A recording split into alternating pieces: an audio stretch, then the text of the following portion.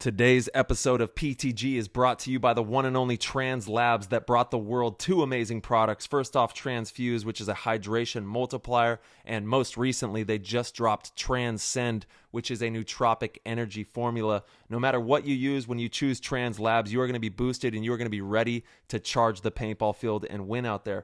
With Transfuse, that is a premium rapid hydration multiplier and immunity fortifying formula scientifically designed to replenish you at the cellular level. And they use all natural ingredients in this product. We've got zinc, we've got vitamin B6, we've got vitamin C, sodium, potassium, choline, and it is an amazing way to make sure that you're hydrated and prepared to play top level paintball. When it comes to Transcend, that is a premium nootropic energy formula designed to increase cognitive performance, elevate mood and clarity while supporting long-term brain health, and it's going to leave you feeling great with no crash or jitters. It's one of the only products in the nootropic space backed by research studies to ensure the formula is correct for optimal performance. It is more potent than anything on the market, and it will keep you charged and ready to win out there. I take 1 scoop, but if you're stimulant sensitive, take a half scoop, and if you want that LFG dose to launch to the moon, dump 2 scoops in your drink and you are going to be flying down that paintball field. Comes in 2 delicious flavors, Baja Blast and Skittles Candy for the Transcend. And for the Transfuse, they have 2 new flavors as well, Pineapple Express and Hawaiian Punched. So if you get a chance, head over to translabs.com. That's TRANZLABS.com. Use code PLAYTHEGAME and you'll get 10% off. If you subscribe to a monthly delivery service, you also get 10% off as well. So you can take advantage of 20% off on these products. Head over to translabs.com and give it a go. This episode is brought to you by Lone Wolf Paintball. They are an amazing online supplier and have been around since the beginning of the game as Michigan's premier paintball field and paintball supplier since 1987. They are rapidly expanding into the online retail space and supplying everything you need to be the best paintball player you can be. They have got it all. Head over to lonewolfpaintball.com and shop all of your favorite brands. And they also boast amazing customer service and will have this out to you with same-day shipping, which is amazing. It's always nice to know that your stuff is on its way immediately so you can start to use it that very next weekend of play. Check out their YouTube, Lone Wolf Paintball, and their Instagram at Lone Wolf PB, and stay up to date with all of their deals and sales. Play the Game podcast is immensely honored to have them on board, and we cannot wait for you guys to check out lonewolfpaintball.com and become a part of their community. What's going on, PTG fam? Tonight we have one of the greatest episodes of all time.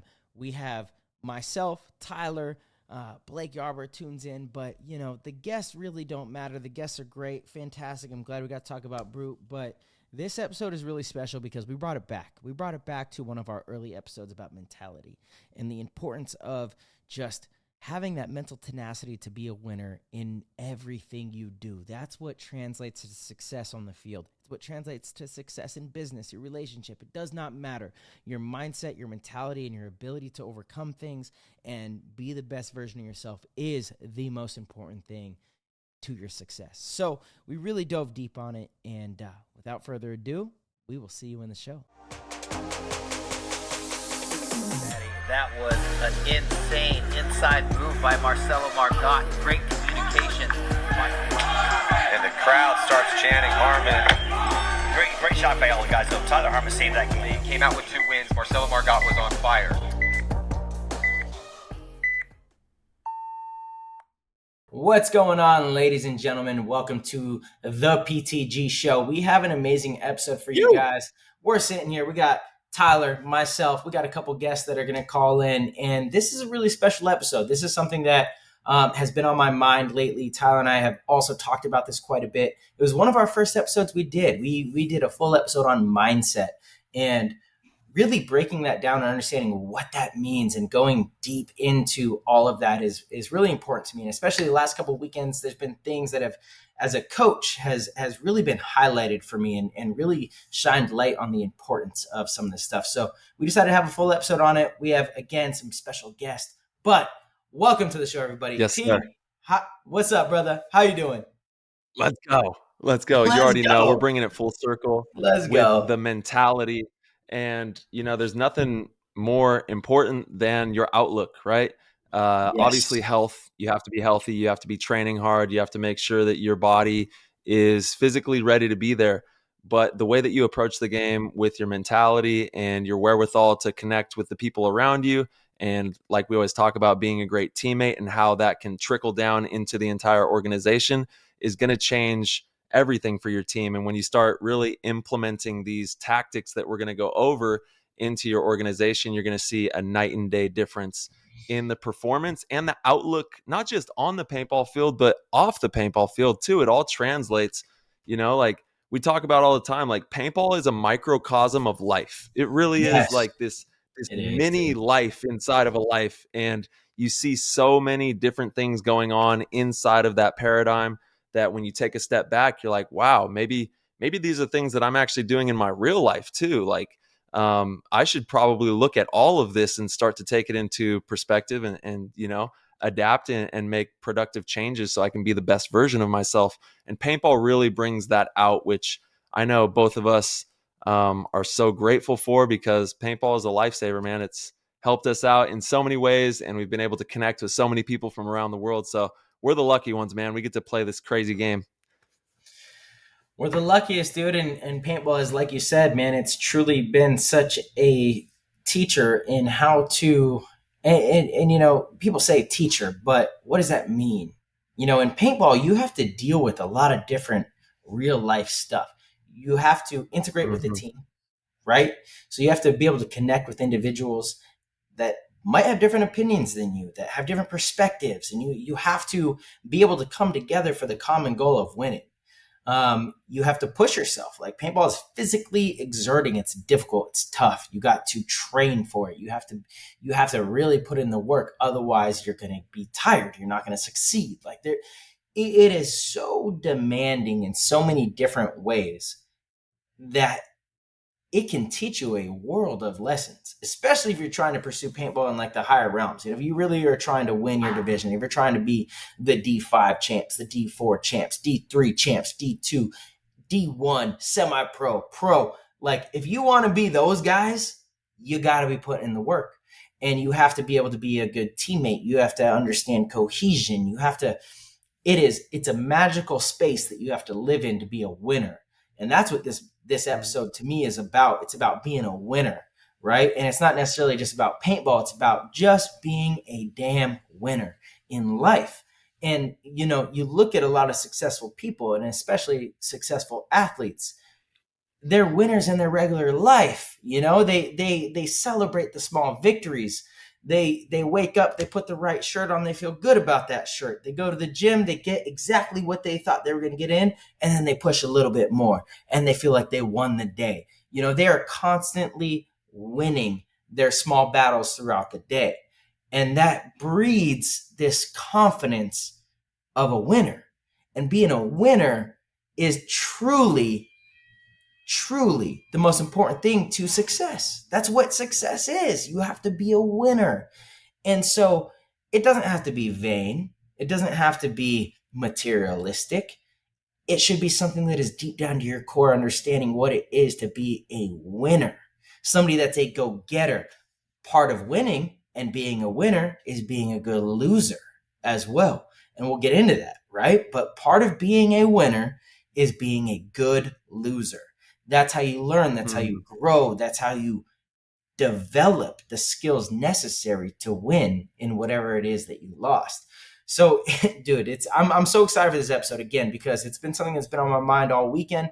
Literally, I had the weekend with the Team USA U19s kids, and I was like, boom. We're having a lot of blocks here where the kids are just too hard on themselves. They have all this pressure, and they're playing way worse than some of these kids I work with every other weekend. I'm with them all the time. And so I see them perform and their struggles. And I'm like, okay, this is mental. This is, you're getting in your own way. I know how good you are. You're getting in your own way. So I was like, look, what is that? What's going on? Okay, let's talk about this, the importance of confidence and mentality and being, a winner and understanding and having that swagger, right? It's huge. Absolutely. And shout out to the USA squad. They're crushing it, and we cannot wait to see the U19 take the gold coming up here. They're working Yes. really hard, having fun. And you know what? It's extremely difficult. And I empathize for them having blocks when it comes to that confidence and that swagger that you talk about, or letting one thing really derail them and start to drag them down, And that's why we always talk about every moment is brand new, Every moment is a new opportunity to shift that energy, but you have to be aware of it. So I know personally, you and I both, we have tempers as well. We're going to get heated up and we're going to want to win. We're going to do everything in our power to win, right? We are going to have a champion's mindset. We're going to treat every moment with validity and move into it with the most dominance that we possibly can. And it's not something that is easy. It's something that we have failed so much at, in our career overall, the long tail of it. But you see the finished product, Marcelo, yourself, myself, we try to just change anything that is negative. We're moving in the right direction, right? We're gonna move to the highest development that we possibly can and try to get closer to that W. That's what we're all chasing, is that W, So we got no time to go any other direction. But I know that, like, I've seen you lose it. You know what I mean? Yeah, I know 100%. we've all, and it happens. But the hardest part is and the easiest part is just remembering to take a breath and start moving in the right direction. And it just starts with a breath. You know what I mean? Just take a breath. Yes. Yes. and 100%. then we can start to move in the right direction. 100%. All right. Well, without Yeah. further ado, we're going to get Blake Yarber on the line. We got some stuff to talk about with him. And we're going to really dive into this mentality point of conversation, because this is huge here. And, Blake's a dominator. Absolutely. And there's reasons that he is, and it's all mental. There's so many things he's overcome as far as travel, and dude's a psycho. We've heard the Blake stories. You understand. He's done some crazy stuff. It takes a lot of mental tenacity. So let's go. Let's get him on the line. I'm going to call right now. You guys will hear the ring. He's the most tenacious. He's tenacious B.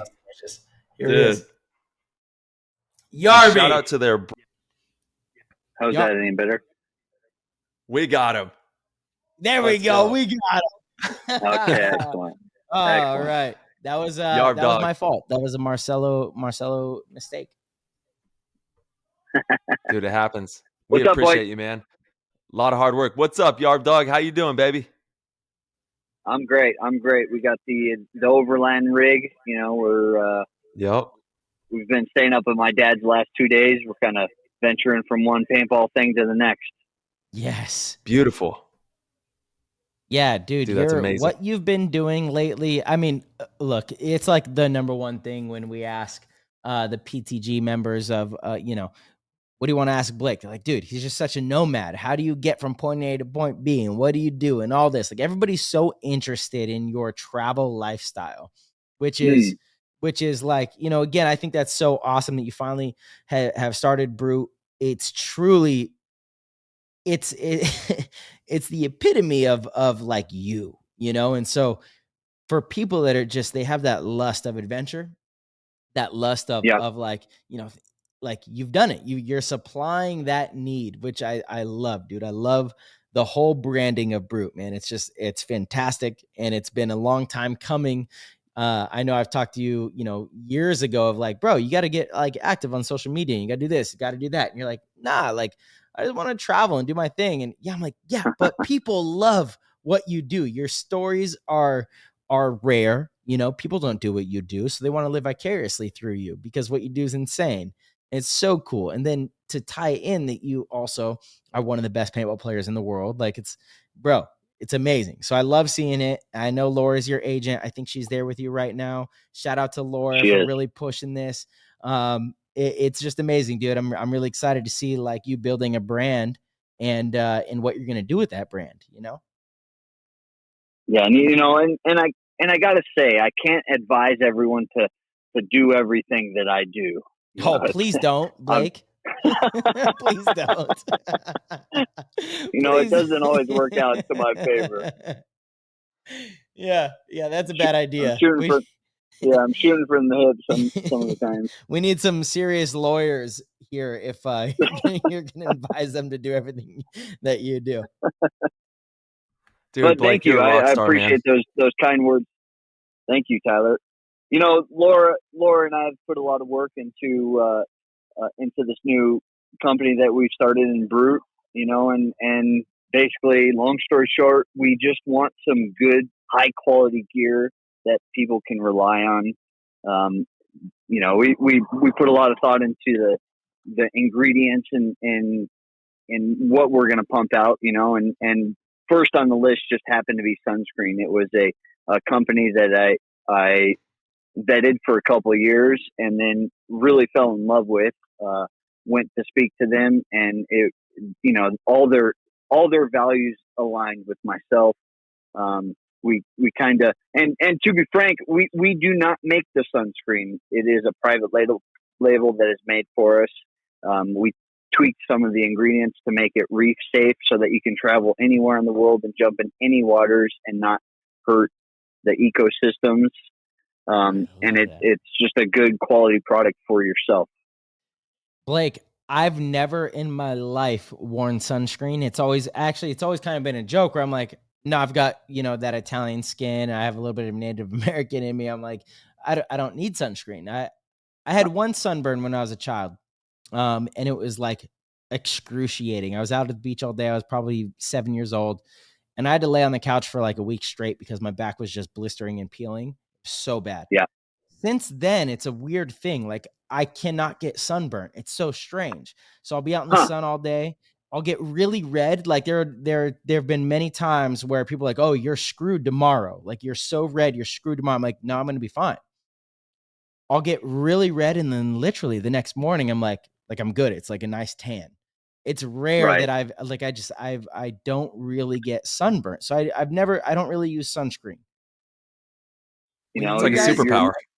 when you guys hold on, when you guys gave me the Brute sunscreen, I brought it to summer camp, and it was like 98 degrees in Boston and super humid. It was really hot. So you know what? We're going to be in the sun literally all day, every day. This is kind of brutal. I'm going to put the sunscreen on because not only just for like, you know, how intense it might be, but as I get older, I'm also, you know, I'm more concerned about all the stuff, skin cancer, like all the stuff. You care more about that kind of thing as you get older.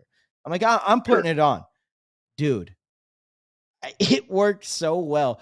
I'm not gonna lie. I was like, oh, is it Blake sunscreen? Is it toothpaste? I'm not quite sure. Let's make sure.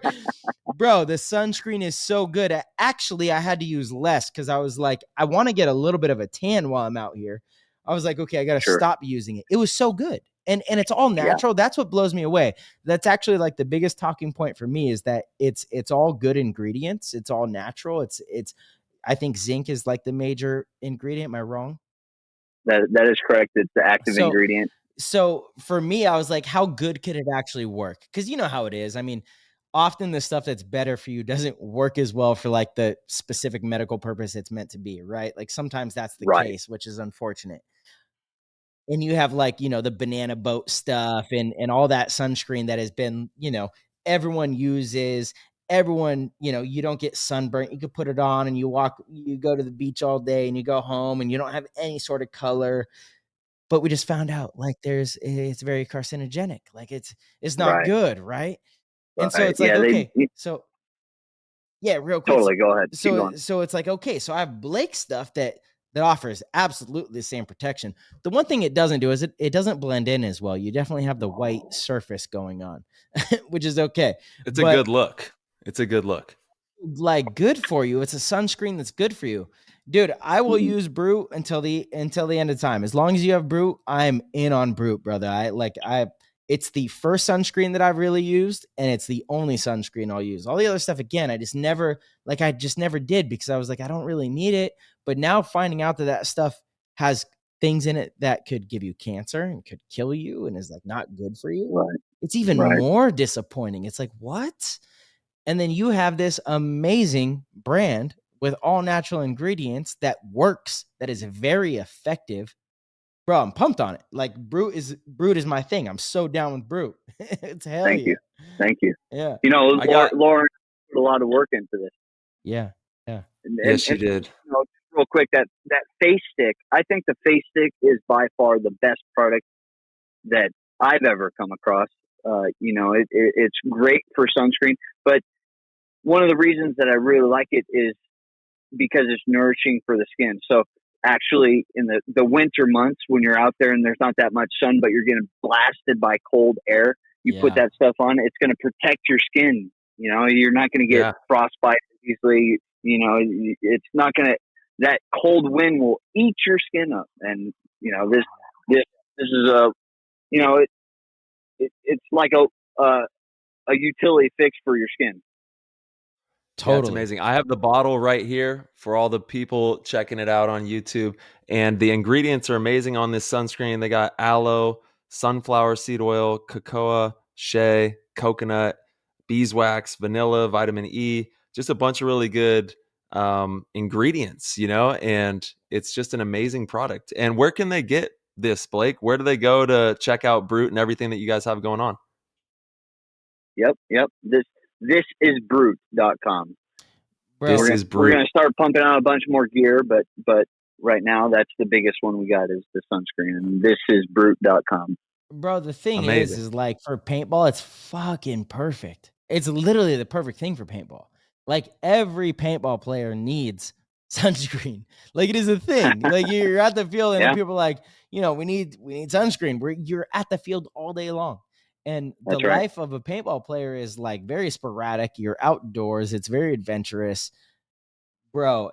And I'm, again, as I get older, I'm way more concerned about sun cancer, and because it's a thing. It's a thing. That ain't no BS. And so if we're out in the sun all damn day, we need to protect our skin. Period. Like I used to think that I could just get away with it, but you cannot. You cannot. And so if you're in the sun all day, a lot, frequently, because of paintball, you need some sort of, and then let's go to the vanity part of it. I love using it when we actually gear up. So when we were in Sacramento and it was like 100 degrees, I was like, okay, I just wanted to at least put the stick on my neck so that I don't have an insanely awkward tan line. You know what I mean? I'm like, while we're playing, I want it on my neck because, you know, your jersey and everything covers most of the sun all day. But sweet, at least I have some protection, so I don't have like this weird tan line. But no, dude, I'm excited, Blake, because I know that you're going to come out with a lot of cool products. I know you and Laura are thinking about all sorts of different things that you guys can do, and it's all going to be good. It's going to be quality. It's going to be, you know, beneficial to people. So I'm really excited about it. Truly, I think that brand, like it's the brand itself, Brute, is just like so great for you, dude. Like it's just you know, and well, you know, it's great for everybody too, you know. Totally. Like I'm saying, the ingredients are clean. You know, it's not just for me; it's for everyone. I wanted to bring a product to the paintball world, you know, because every weekend I go to the paintball field and people are using that banana boat, and unfortunately, you know, your skin absorbs those chemicals at a cellular level. And that's what causes the cancer. Can you real quick explain like why there was a, you know, that whole thing with banana boat and all the sunscreen? It's so crazy that literally you launched an all natural sunscreen company, and then like a week later there was this disaster news of all of the mainstream sunscreens. Right. I mean, coincidental, right? Yeah.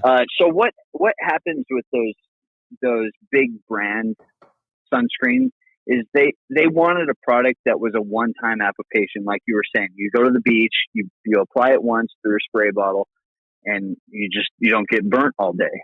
That's great, except that in order to do that, they had to put extenders in it. These chemicals, I'm not going to bore the listeners with these names, but what it does is your skin absorbs these chemicals at a cellular level, and they're hormone disrupting chemicals, and so the cells absorb the sun rays and then turn cancerous, and then all of a sudden you have cancer in your skin. You can't.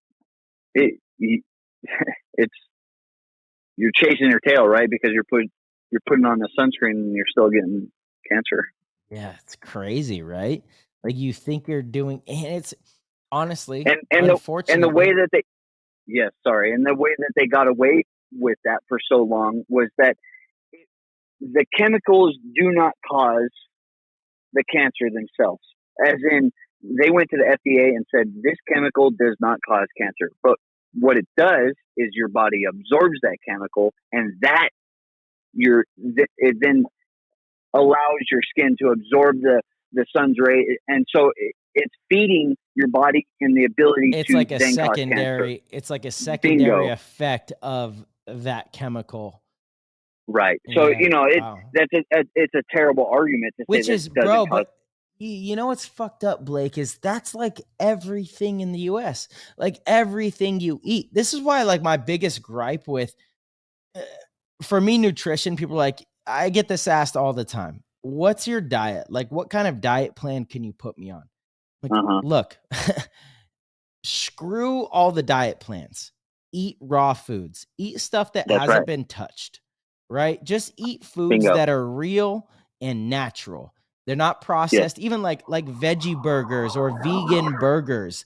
That is probably one of the worst things you could eat. Vegan burgers, when they have a Yep. bunch of beans and all this stuff, but they have all these oils that are processed and have all of this like Mm-hmm. shit in them.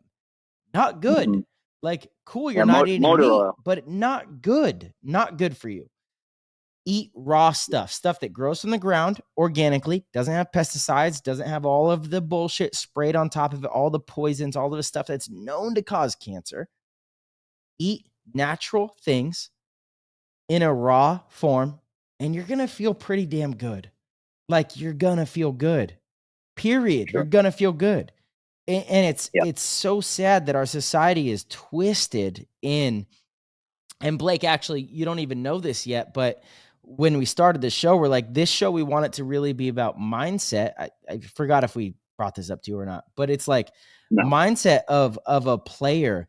And it's so important to be one of the best players in the world. You have to live that through your everyday life. That's right. It's about being a winner, right? And this is what I was talking about earlier. It's about being a winner. And being a winner comes down to the food you eat, what time you wake up, the things you do during your day, how you approach your relationships, your friendships. It's about being a winner. And so you have to be a winner in everything that you do. And part of that is not poisoning yourself with the food that you eat. And people are probably listening and like, oh yeah, these snobby, you could spend all the money on food, this and that. I can't afford to eat healthy. Listen, that's all a scam. You can afford to eat healthy. There's so many ways to eat healthy. It takes discipline. It's not easy. It's not convenient all the time, but it's affordable. You can definitely find affordable ways to eat healthy. Whether it's like organic eggs, you can literally go to a farm. You can go to a farm close to you and get dozens of eggs for $2 each, $3 each, and that could be your source of protein. That could be your, and if you are like the vegan mindset, I mean, shoot, eggs should be the one thing that you let have a pass. But again, that's a whole nother discussion. The point is, it's like being a winner through and through is so damn important. And treating yourself with, like, if you're intentive, if you have good intention with everything that you put into your body or on your body, you're going to start noticing a significant difference in how you act, how you feel, how you perform. Bingo. Those chemical hormone blocking agents, your hormones, like you're talking about. I love the way that Greenspan puts it. Look at a lion. A lion is this big, ferocious, the king of the jungle, or the African plains, however you want to put it. But just watch what a lion does. He sleeps all day. He's caught up on all of his sleep hours. The first thing he does is he stretches really good when he wakes up, and then he eats. Be a lion. Be a lion. 100% be a lion. Yeah. Yeah. I mean, it's absolutely lion life. Yeah. No, but it's people don't, they just brush it over, right? They're like, I'm not seeing an immediate reaction. It's not like you put bad sunscreen on and your skin flares up right away, right? You don't see the reaction immediately. It's not like you eat a burger. Well, actually, to be honest, nowadays, like if you do go on a path of eating really clean, then you eat a burger, you actually do feel it right away. But for the most Yeah. part, like, you know, when you ingest something, if you do it consistently on a consistent basis, you might not reap you might not have like the negative effects right away, right? It's just part of a chemical reward system. Like, you know what? I know when I eat this burger, it feels good, it tastes good, it triggers some dopamine release, and I feel amazing. And so it tastes good. But how about 10, 15, 20 years from now? If you've been doing that every day, it's a compounding thing when you're putting Hmm. fake foods in your mouth with these chemicals that we don't know. Some of these chemicals are banned in other countries, right? And we're just eating them. Yeah. So for me, again, it's raw foods, like anything that you can get that's raw, organic, not processed, not touched, whether it's almonds, different nuts, vegetables, meat, any sort of meat that doesn't have hormones and all of that in it. Yes. Hmm. Yes, that's what's going to increase the longevity of your life and the quality of life, for sure. Yes. There's no doubt about it. The sad thing is, in the European market, the Australian market, they're very strict on their chemicals that you can apply to your skin. And a lot of the FDA's, the U.S. FDA's approved chemicals and sunscreens do not check those boxes elsewhere in the world, but here in the States, How crazy is it? yeah, it's crazy. It's terrible. Terrible. Well, I do want to That's say insane. first and Terrible. foremost that my family loves the sunscreen, Blake. The kids are Right. going crazy over the face bar because they hate it when I have to like spray their face or like smudge it on their face.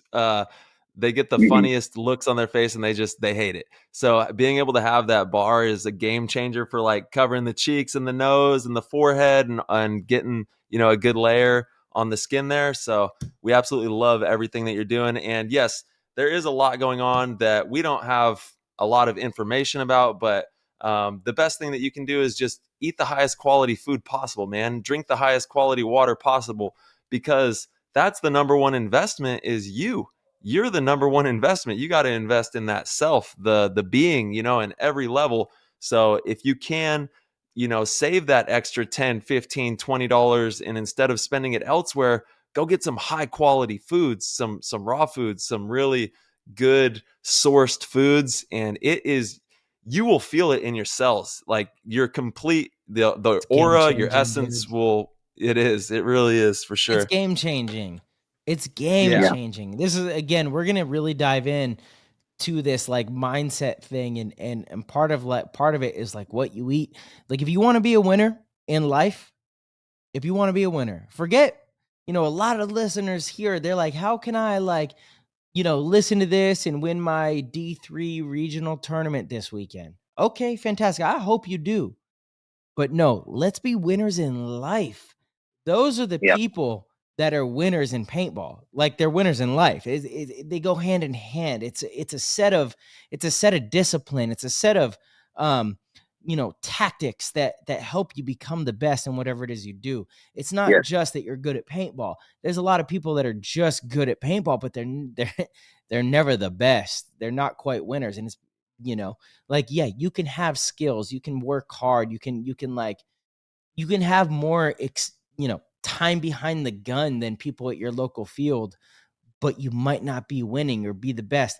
There's a reason for that. It's to be a winner is a very elusive thing, and it's not hard to be a winner. There's a easy set of boundaries, an easy set of rules of like what it takes to be a winner. That's why, to me, Yeah, but don't you feel that being a winner rolls over? So if you win yes. a paintball tournament, it rolls over into real life, Oh yeah. and vice versa. If you're winning in real life, you're going to be a winner in the paintball field. They go hand in hand, like you're saying. Yes, they go hand in hand. You learn how to, if you win in the paintball world, it gives you confidence. You realize like what it took to win in paintball, what kind of process that was. And it was like, unless you get Mm-hmm. lucky, which of course is always going to be anomalies, but yeah, to win in anything, if it's a competition and there's other people that are trying to beat you in that competition, it's a certain type of thing that is required to come out victorious. And that translates and bleeds into everything you do.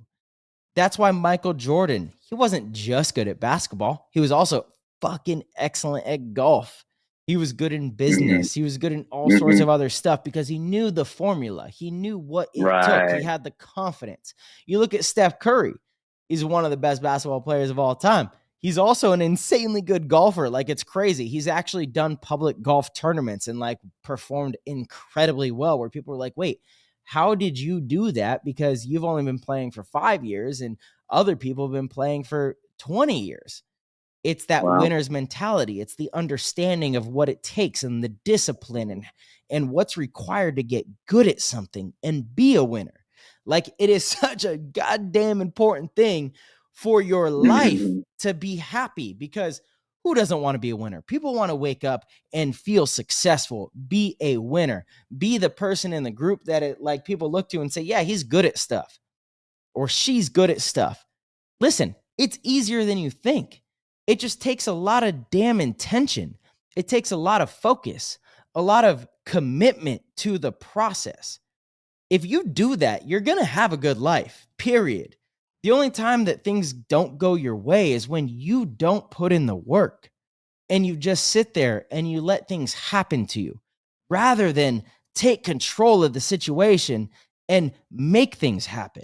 I can't stress this enough. I've seen time and time again, it's just individuals that are just, they let things happen to them and they complain about things that happen to them and they're upset about things that don't go their way. And then there's the other side of that, of people that have bad things happen to them, but they turn it into a good thing. And they go out there and they strive for good things and they do whatever they can to make good things because they believe in themselves and they know that they deserve good things. So they strive for good things. It's such an insanely complex thing that is so simple. And it is the foundational thing to happiness. In order to be happy, you have to feel valued. And in order to feel valued, you have to have value. In order to have value, you have to have skill. You have to have some sort of success, right? Mm-hmm. So understanding that, you have to work towards that. And when you have that, when you finally get it, you feel valued. You feel good.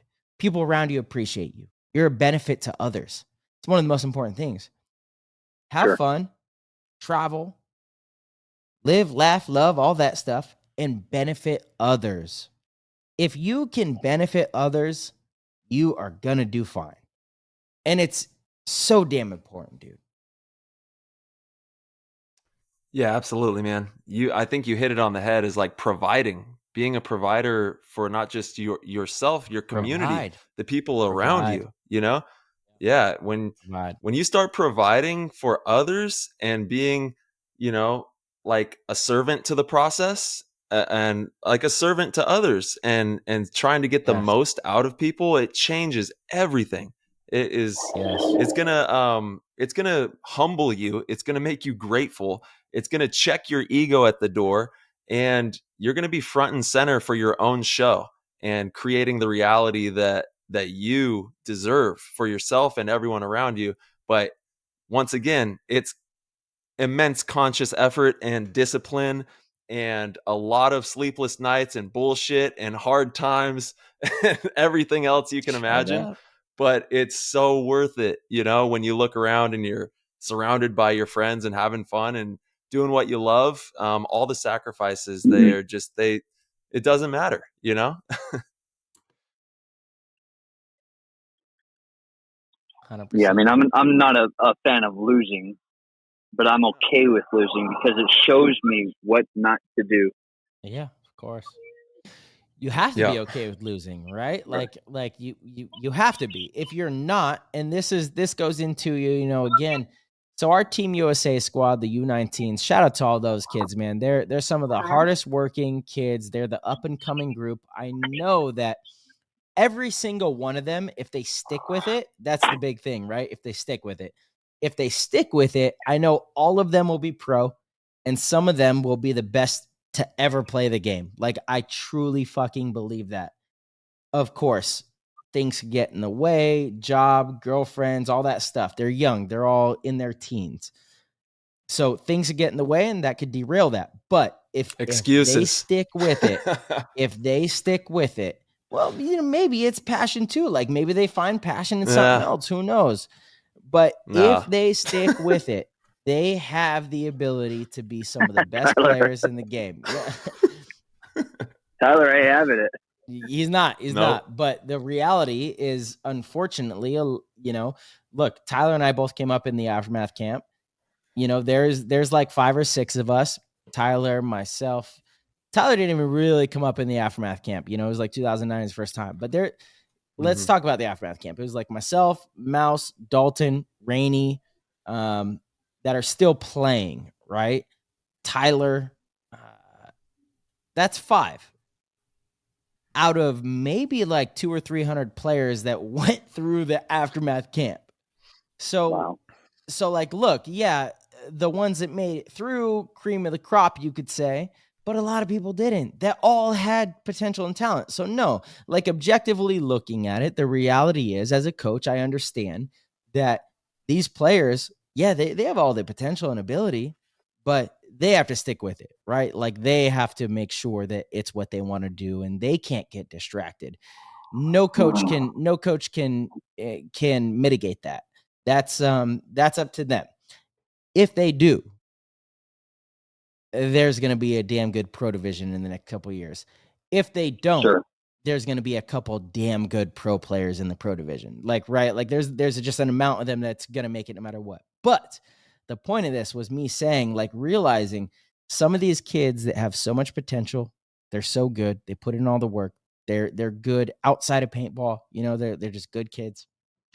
Yeah. When they don't have a good day, the way that they get down on themselves and watching it become a downward spiral in their performance, I was like, okay, there's something very important to be discussed here, because I'm sure a lot of people struggle with that. I personally have always struggled with being too hard on myself, but interestingly enough, I don't think it ever made me play worse. I actually think that was my biggest aid. It actually made me play better, but everyone's not the same. Not all people are the same.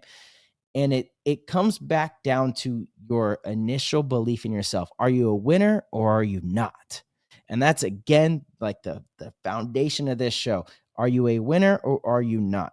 And you can forge being a winner. Like it's a mindset. It's a thing that just you have. You don't have to. Hard to explain, right? Like, Blake, are you understanding kind of what I'm saying in this? Yes. Like, yes, absolutely. Yeah, like it's just a thing that you have that you just are going to relentlessly believe in yourself. And if it doesn't work, you're going to say, okay, I'm going to fix that. And you're going to try again. And then when you win, you're like, boom, that's a win. And it's like, it's okay to fail. It's okay to lose. It's okay to have those downsides. It's okay to be wrong and lose. But what do you do with that? What do you do with that? Do you just feel sorry for it and you're upset and your ego's hurt? Or do you take that and say, valuable lesson. Boom. I'm not going to let that happen again. And then you put it in your memory bank. Right. They have to be obsessed. They have to be obsessed with the program and trying to get to the top. And that to get to the top, why they say it to get to the top? Because it's like a tree. And that tree is always growing. So right now you have the teams at the top of the list, the players at the top of the list, and they're only getting better. So that tree is growing. So these guys, they got to climb a big tree. So I hear Tyler when he's laughing and said, "Oh boy, I hope they don't fall. I hope they don't grab that wrong limb." Yeah, seriously though.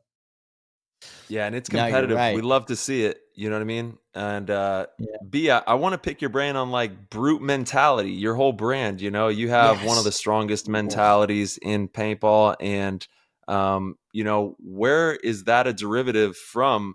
And how did you hone that skill of having a brute's mentality? And especially in paintball, with how you started as a pump player, and you're actually an icon to so many pump players. Shout out to the pump scene. We love pump paintball, all paintball. You know how it goes. And how did this entire journey transpire? and kind of bring it all together with your mentality and being a brute out there, and what honed those skills for you? I was, as I said, obsessed with the game. I was obsessed with trying to be the best in the game, and that was a long journey. We're talking a decade, if probably 2 decades worth of obsessing over the game to get to where I am today. And I think it was that lion mentality where I got sick of, I'm a steward of the game, and I love the competition. But who doesn't love winning? And I got sick of not winning, and so I don't know. It just angered me. It just angered me not to win, and so I don't know. It's hard to explain, but I'm angry until I win. Yeah, I know you do, Tyler. I've seen those eyeballs. Mm-hmm. Yeah, I know exactly what you're talking about right here, dude. It's and I love what you said is, you're angry until you win. Because, it's nice to have people say nice things about you and accolades, but it all to me doesn't mean anything, to be honest. It's about being in the moment and being the best fucking version of yourself in that moment every single time that you approach the situation, you approach the game. So it's endearing, but I'm not happy until it's over. You know what I'm saying? Like, nothing's ever good enough until it's over, and because if you allow for the accolades and all the nice things and whatever to get into your brain, you're not going to be the most vicious version of yourself. You're going to be walking a little bit lighter. So really staying diligent with your mentality in that regard is imperative to success, and taking everything with a grain of salt in both regards to accolades and criticism, and implementing it and becoming the best you can be to be a fucking monster out there and win tournaments. Essentially that's what it comes down to. Yeah. Monsters eat. Monsters eat when you sleep. Even they're in your dreams. Just watch the movie Monsters Inc. Dreams. Yeah. Ay. Yeah. Monsters Let them know. Inc. That's funny. Oh, man. Dude, love that. Blake, I think you've kind of implemented some of that into your play style too. It's like you want to be a monster out there. You want to be fierce. That you want to be feared on the field, and it's attributed to multiple MVPs. And there's been a shit ton of tournaments where you didn't win the MVP, but it was like you were like right there in the conversation for it, right? And so players understand that, but the general public sometimes doesn't, right? Like if you don't actually have that accolade, then they don't get it. But bro, like your game you're a game changer for our team, and I think there's part of that mindset is in there. I completely agree with that. If I go back to all my best performances, that mindset that you're talking about was in every one of those. 100%. Yarb, and it shows, have some yeah, we got some questions from the Discord. Again, we let everyone know we're going to be talking about mindset. We let the Discord know because it's just an epic group we have here. So if you don't mind, I would like to ask one of these.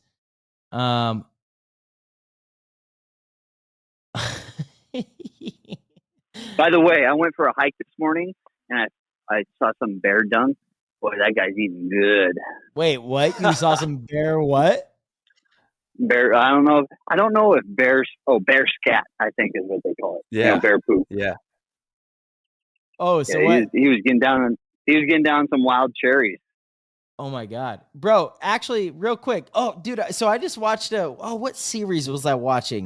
There's this girl. Oh yeah. What's it called? It's on Netflix. It's so good. I have to find it. Give me a second. I have to find it now that I talked about it. So hold on. Talk to me more about this bear crap. So it was just cherry. I don't know why that came to my mind. No, this is great. It was cherried up, We had some cherry dew. It's cherried up. It was cherried up. I was thinking of the lion, lions eat, and then I was trying to think of all these masters or Oh yeah, big beasts in the world than a bear, and then I start. yeah. Oh yeah, I saw bear scats this morning, and he was eating just cherries. But Where are you at right now? Where are you traveling through? yep, I'm in Southern California, San Gabriel Mountain to be exact. There we go. Shout out to San Gabriel.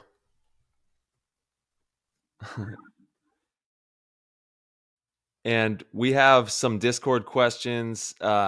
Marcelo's gone. His mic is like Watching TV. Sorry, guys. We You lost guys into can the hear TV. that, huh? I'm trying to find what this series was because it's this girl. All right, She's we in a got it. plane crash. It's so good. She's in a plane crash. She's like trying to get somewhere, and then her flights all get canceled, and so she begs these two guys that are flying private to like drop her off on the way, and then the plane crashes, and she's the only one that lives, and she's stuck on this island for a while, and oh my god, it's a like, crazy show. no, it's a crazy show, and now I'm pissed that I can't think of it. I'm like, oh, like my stubbornness is like, Don't worry, I'm pulling up I've got Netflix. I'm pulling it up right now, and we'll solve this case. Now I'm but even thinking like, what was even my point in starting like the survival thing? What was the last thing we were talking about as far as survival? Dude, you got to make it. Oh, You bears. got to be a winner. Oh, yeah. So like one of the things she did is she found out what berries she could eat because she found in the bear's poop the berries. Yep. So she had like 3 different, okay, that's what it was. She had like 3 different berries from all the different bushes. She ate one the first night, got super sick. Then she was like, okay, I have these other 2. How can I like, what are good? And so she went back to this bear that came to her site the first night and left a massive turd. And she looked through it. She was pinching it and she was like squeezing the contents of the berries. And she's like, oh, okay, this is the one. Yeah, so that was the it. show. I got it. It's called Keep Breathing. That's the name of the show. Yes, and it's on that's Netflix. it, Ty. That's it. That's the one. That's the one. Wow. Keep breathing. Tyler did say he was going to find it. Yeah, keep breathing. Gotcha. That's the one. I mean, how did you find that? What's funny about that is that we saw those cherries in the scat, and there was a cherry tree right next to it, wild, in the San Gabriel Mountains. So we're eating cherries today, me and Laura. There you go. That's a great travel hack. So I guess it worked. This travel hack that you guys have seen on TV. I don't watch much TV, so I missed that. But real quick, guys, for all the listeners here on the YouTube channel, I just want to show you. I just got in my signature series Field 1 Force. This is going to be my signature gun for not only this year but next year. I love this gun. I'm so obsessed with it. It's amazing. It's got the PTG colors, the blue to gold fade, which is so dope. Oh my God. It's gorgeous. The barrel tip, obviously the back's not on it. So for the viewers, I'm just showing you kind of what the tip looks like. The back is silver, but we get it all in the frame right here. It's got the PTG swag, dude. Yep. I love this thing. It's finally available. You guys will be able to head to PTGpaintball.com. That's not where they'll be. Field1paintball.com soon and get these. So any PTG supporters, the gun is here. It's hot. It's live. It's live. Show some love. And I'm sure this is Brute.com. Well, we're doing that too. Do you want me to sell? Should I sell my guns on Brute.com? I'm down. I'm down. It has to come with sunscreen. Let's get them on there. Let's do it. I'm down. Yeah. Sorry for the interruption there. Yeah, I just, I looked over and I was like, God, this gun is so beautiful. I have to I was also on the Spick and Span show tonight. I don't know if you tuned in, Blake. Did you tune in? No, sorry. We were hiking. Oh my Lord. It's unbelievable. These guys. It's unbelievable. It's unbelievable. Maddie Marshall, they paid Maddie Marshall a certain amount to disclose, to narrate a false narrative. Crazy. Wow. Crazy. The narrative was that they've been around longer than PTG, which isn't you go back to the dates. Just go to YouTube. You can go back to our first shows. You'll see. It's also flattering, honestly. I appreciate it. I think that I think it's amazing and I love it. I can't get enough of it, to be honest. I can't either. It's funny. I had a good time with them. I had a good time hanging with it. If it was Ryan, Alex, Maddie, Kyle, it was fun. It was fun to sit there and shoot the shit. I'm like, you It is motherfuckers, fun. dude. I like that show. It is. It's like you feel like you're hanging out with them, right? It's like, so I think, you know what? PTG, I think we're going to do one once a month. Once a month, we're going to do a live hangout. Everybody gets together. We get to party. We get to have a good time. It'll be once a month and rock and roll. Why not? Can't wait. Can't wait. wait. I want in on that. You're always in, Blake. You get everything you want. Yeah, Great. you're the man. Just tune in anytime you want. You have a seat here at PTG all day, every day, my brother. Yarber, you are the man. I'm so proud and like, I mean, don't take it the wrong way, me saying proud, but it's I know social media was a tough thing for you. It was something that for a long time you're like, I just can't do it, But Well, you just fucking dove in, dude, and you're like finally capitalizing on the brand you've built. You're one of the best people in the world. You deserve to have a brand that's successful. It's intentional. People are going to benefit from using your products. I'm like, just couldn't be more happy for everything you're doing with Brute. And I know it's just the beginning too. Like you're going to have a lot of cool stuff. And Laura is so badass. Dude. That's right. Really, really, the workhorse behind the whole thing is Laura. Laura's she's badass, putting in the work. she swims for you for sure. She's good. She's the best. Laura's fantastic. She is. She's like spot on. Yeah, go ahead. Yeah. I'm just the face, not really, but Laura has as much in the business as I do. She genuinely cares about a lot of these things. Yes.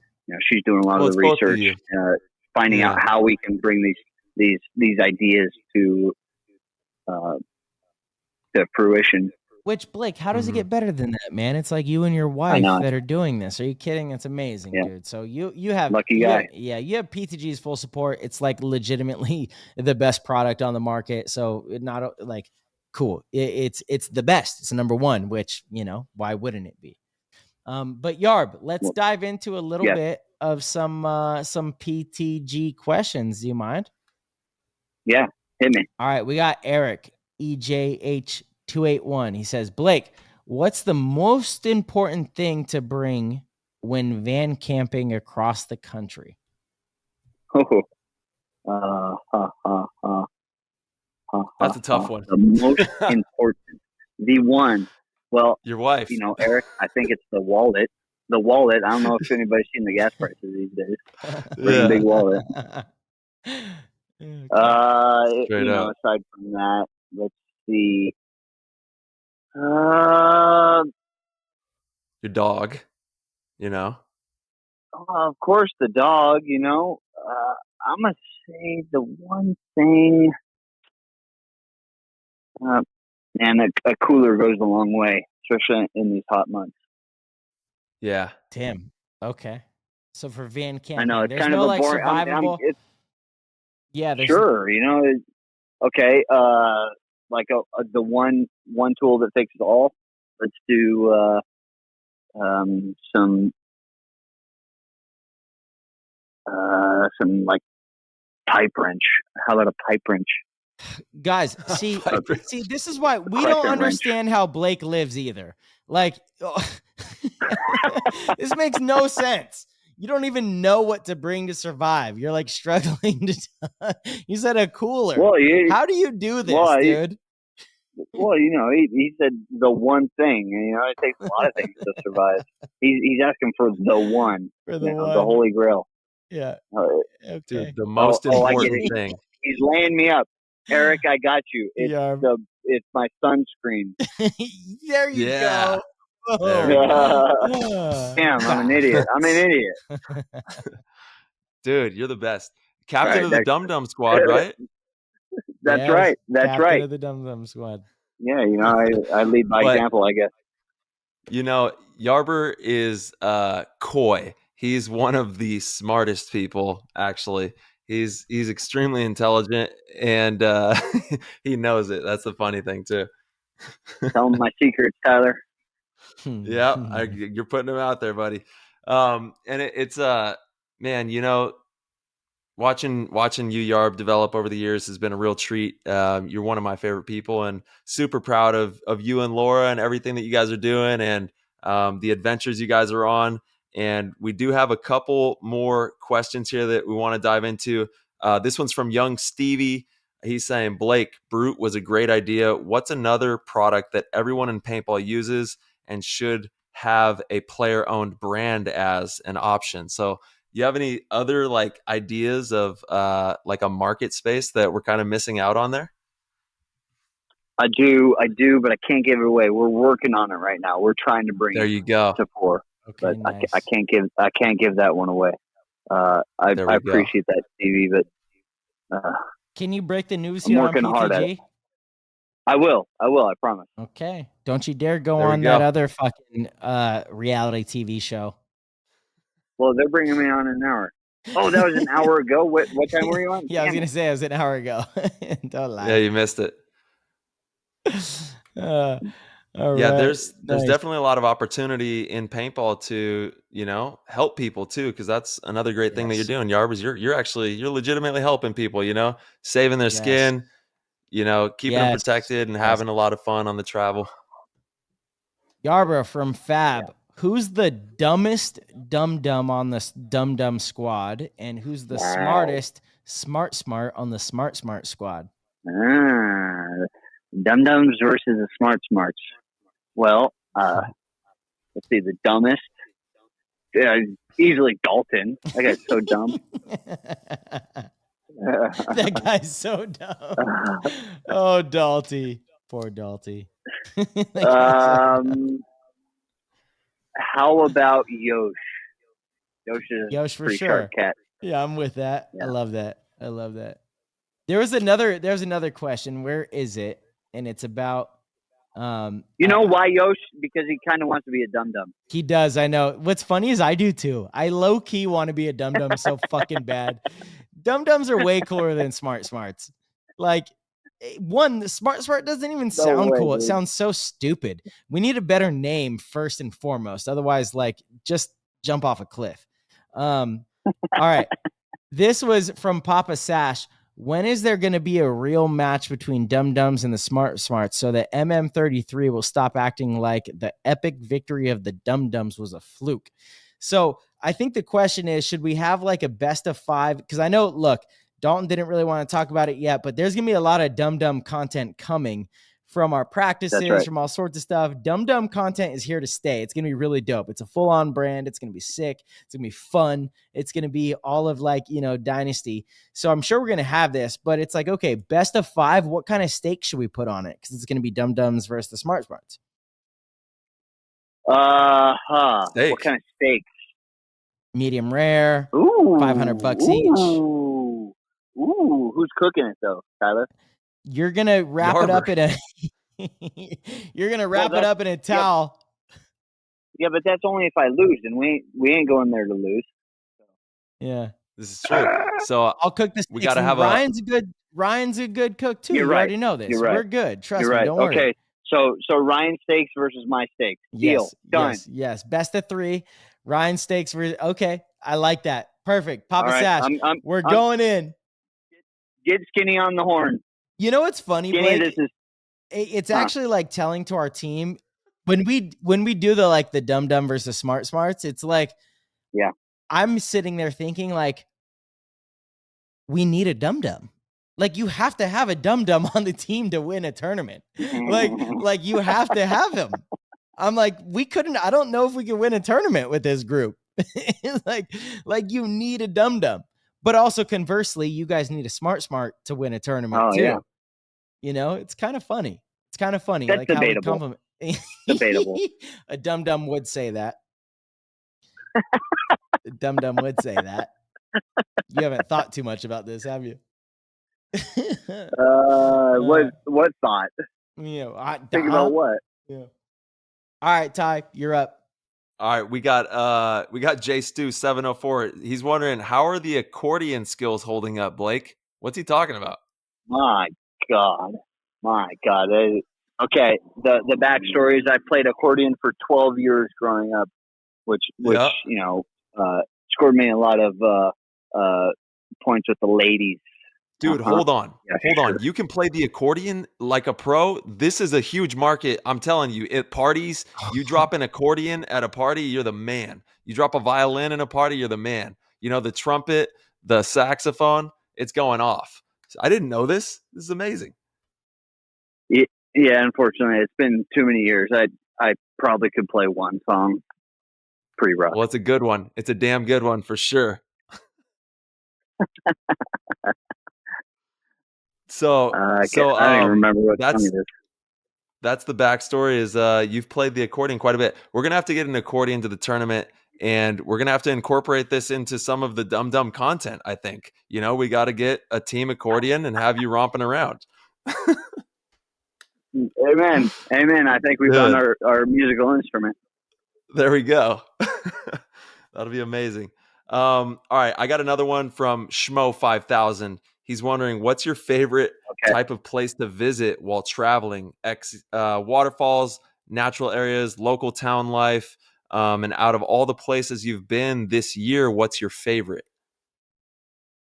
Ooh, okay. We went to Wyoming, and it was good Lord, I can't think of the name just on the top of my head. It was Wyoming is gorgeous. I can't think of them. Medicine Man. Was it? Yeah, Medicine Man Peak Mountain. Medicine Man Mountain. Oh no, I'm sorry. Medicine Bow Mountain. There you go. Indian name.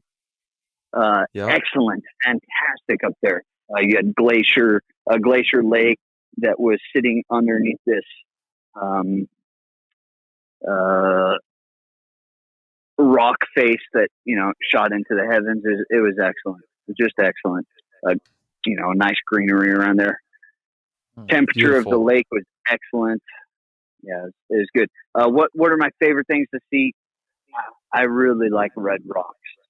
And if you were to ask my wife, Laura, that question, she would say the red rocks. Here we go again.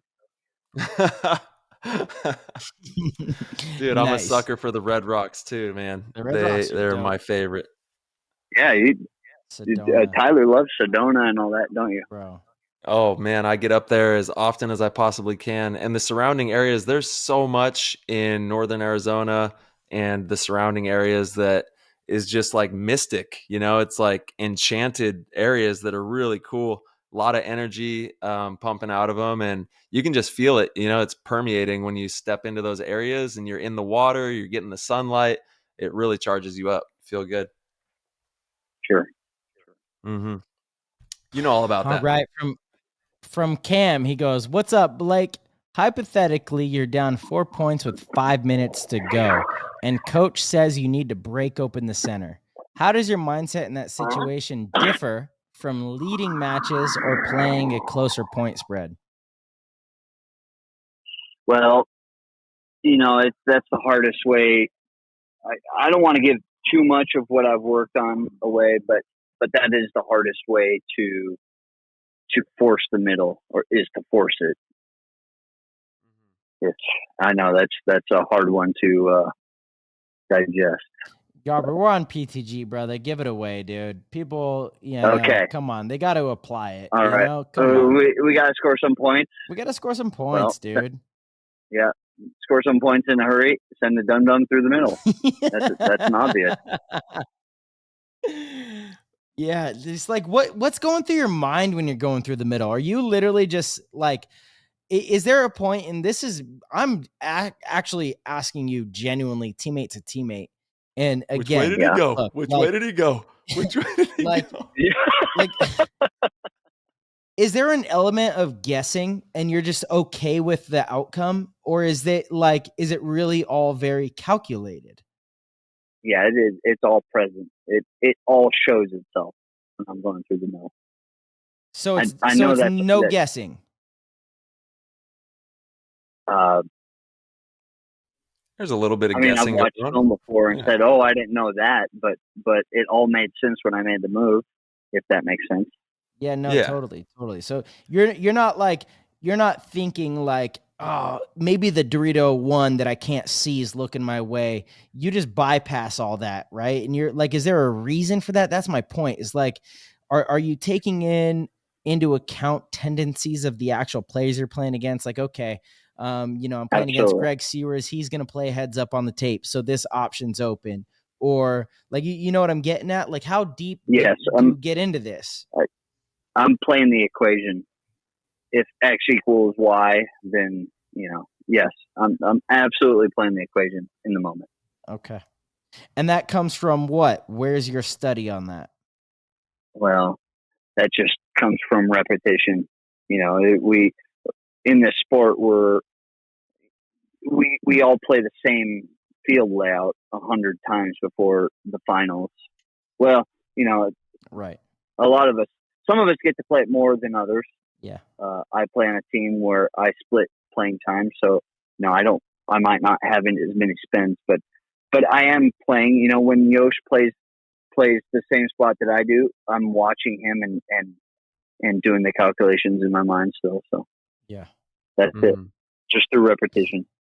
So it's when you're in those spots, you're never like, oh, I want this move. It's risky, but I'm just going to take it. Is it more, I know these people aren't looking this way, I'm going to take it?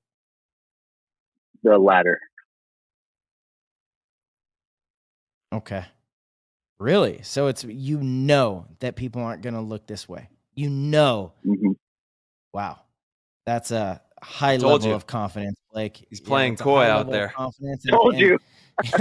No, it is, dude. I mean, it's impressive. That's why, you've mastered that position. It's very, as your teammate, I'd beg to differ. I'd say sometimes I'm pretty sure you had no idea they were looking that way. Just kidding. You got to dance, baby. You got to dance, bro. That's an incredibly, it's the hard, people say the snake is the hard. I disagree. I think the middle is the hardest position to master in the sport. You have to be responsible for so many different things, and to do it successfully, you have to be so creative, so intuitive, so focused, so kind of on point with it all. And dude, Yarber, to me, you're a top 5 player in the league any given day, right? So it's what you've done in that position is something that a lot of people look up to, aspire to be, and want to know like what your secrets are. So thank you for sharing a little bit of them. I know obviously you can't share them all. As your teammate, I probably wouldn't want you to share them all, but hell yeah, Yarb, I love that, dude. You got to teach me a little bit how to play the middle. We got to connect so I can get up there and jam. Please, and some of that teaching was through Oliver. I only got a brief. How many years did we get with Oliver, Tyler? Two, maybe 3. 3 plus. Yeah, a little more than 3. You think so? Okay. Blake, you had the end of 12. You had 13, okay. 14. Yeah, but he wasn't. Oliver wasn't around for all of 12 when I was on the team. Well, you were only on the team for the last event, so it was like literally, No, I played DC.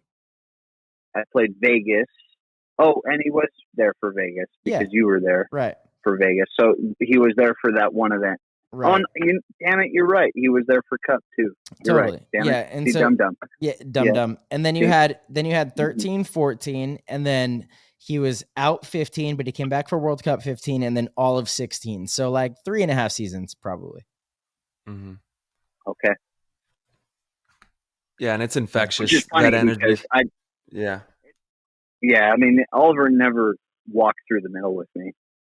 Right. I just got to watch him. Do it, so. Totally. Nah, Blake, you've been a dominator over there.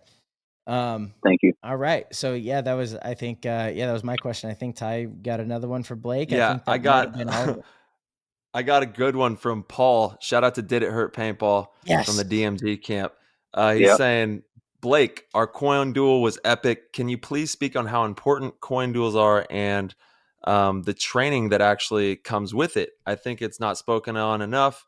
Encourage lower ranked players to join in on the experience because if they're afraid to lose, then they'll never grow. So you got to keep pushing. He says he's 0-8, but he's not going to stop, against pro players, and he's getting better every time. So shout out to Paul, and he just wants you to kind of hit on how important it is for the pros to, play with the lower divisions and nurture the future of the game, essentially. Sure. We are all cut from the same cloth. The difference is, one of the differences is mentality, like you're saying. But anyways, the great thing about the coin duel is you get to rub shoulders with these pros, and get these little bitty lessons that will grow. And that's just the beauty of the coin duel. It was a fantastic thing by Alex. I had my questions about it in the beginning, but I played 3 coin duels this weekend, and the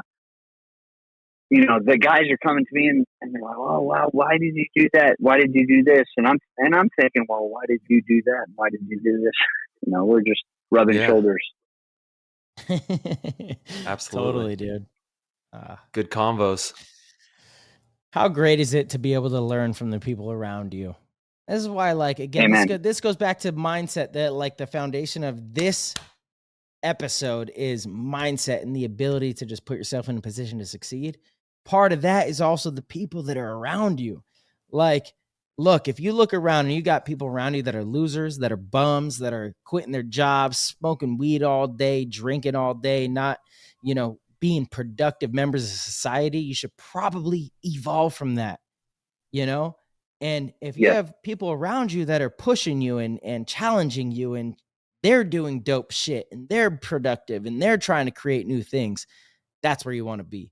That's where you want to be. That is the winner's mentality, man. You got to be around a bunch of winners. Boys, it's not easy. I need to build a fire for my food tonight, and I'm running out of daylight. Perfect. Yarb, dude, get it. We love you, brother. It's time. Thank you so much for coming down. I love you, boys. Thanks for having me. You're the best, Blake. Dude, Thank Yarber, you, brother. thank you. See you soon. Love you, brother. Peace. See you in a few weeks. Ciao. Later. Oh man, Yarb dog. He's got to make a fire, dog, dude. He's got to make a fire. I love that.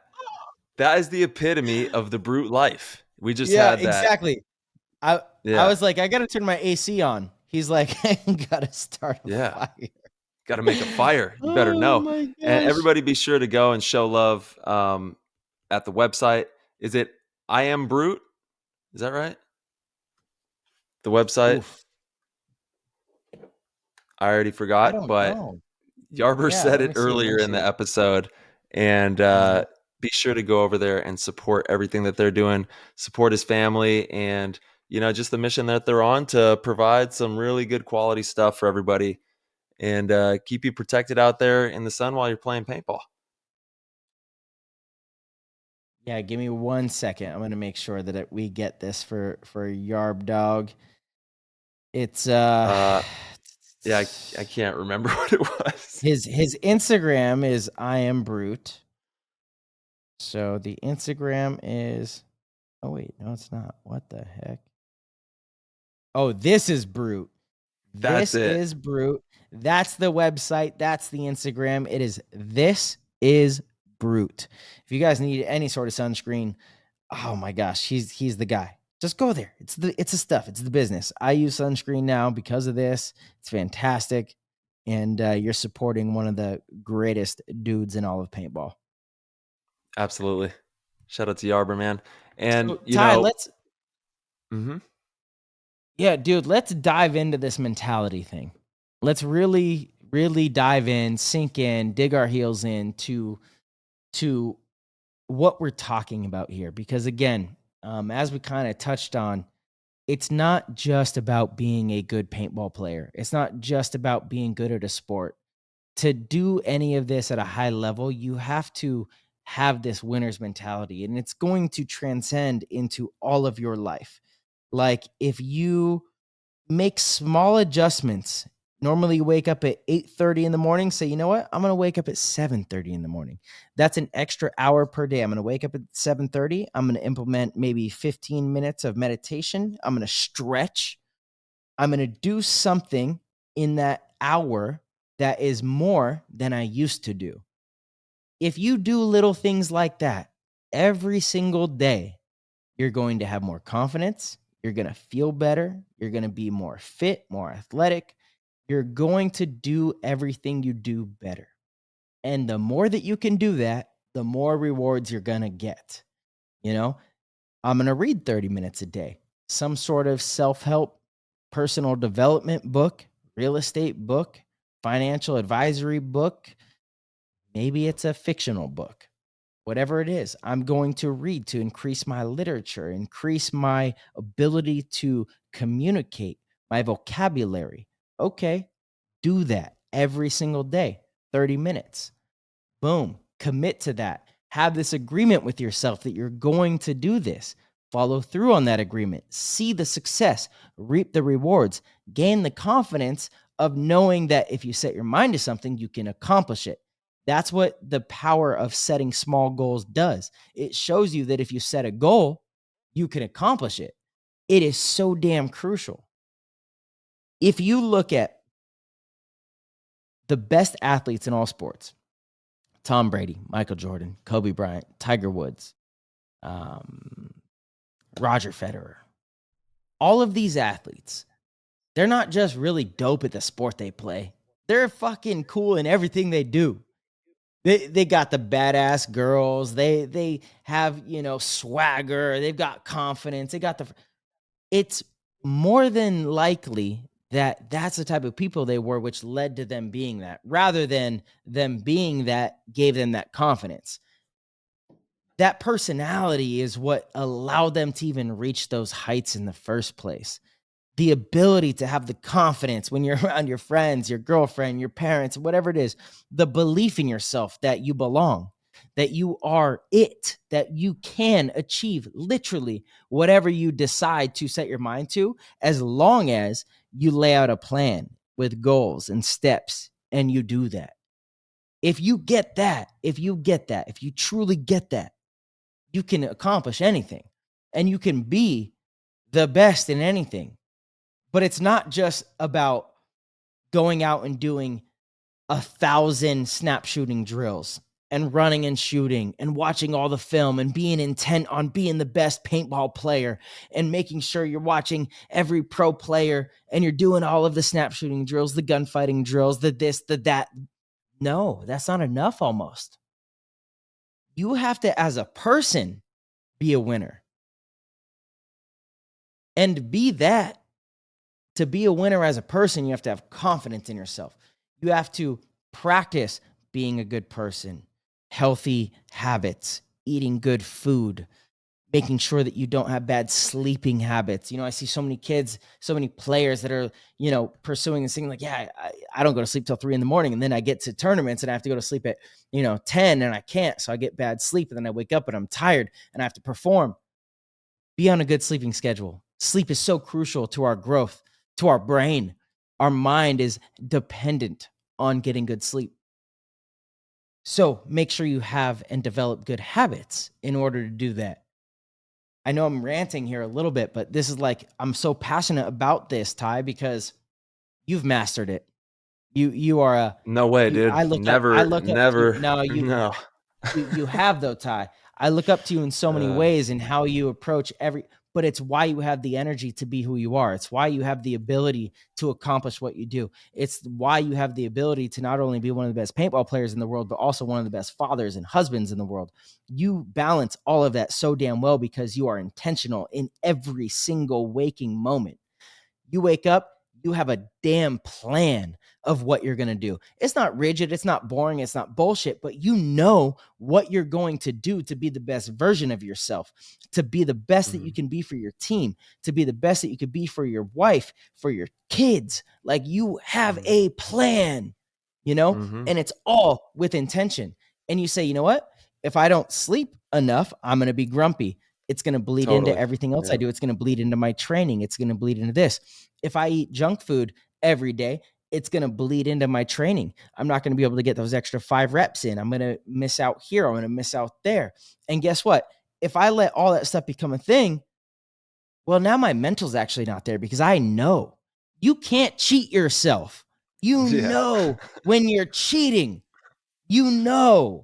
So discipline and action and intention is so crucial to being a winner. And if you can be a winner just in your everyday life, then you can pursue being one of the best in the world at a sport. or a job. Forget paintball. Mm-hmm. How about your job, your career? You want to be the best in your career. You want to be the best financial advisor. You want to be the number one architect. Whatever it is, if you want to be the best at that and really reap the benefits of being at the top, you got to go through the steps. You got to be a winner. You got to understand what it takes, that confidence in yourself, that belief in yourself. That doesn't come from thin air. It comes from work, dedication, commitment, to where you go, I deserve this. I am the shit because I worked at this. I deserve it. Nobody can take this from me. Nobody's worked harder than me. Nobody knows what I know in a way that I wouldn't know. Like, I've done this. I've done it. I've done it. I've done the steps. I've gone through the damn process. Mm-hmm. That's it. Yeah. It's not a hard formula. Like, that's what it takes.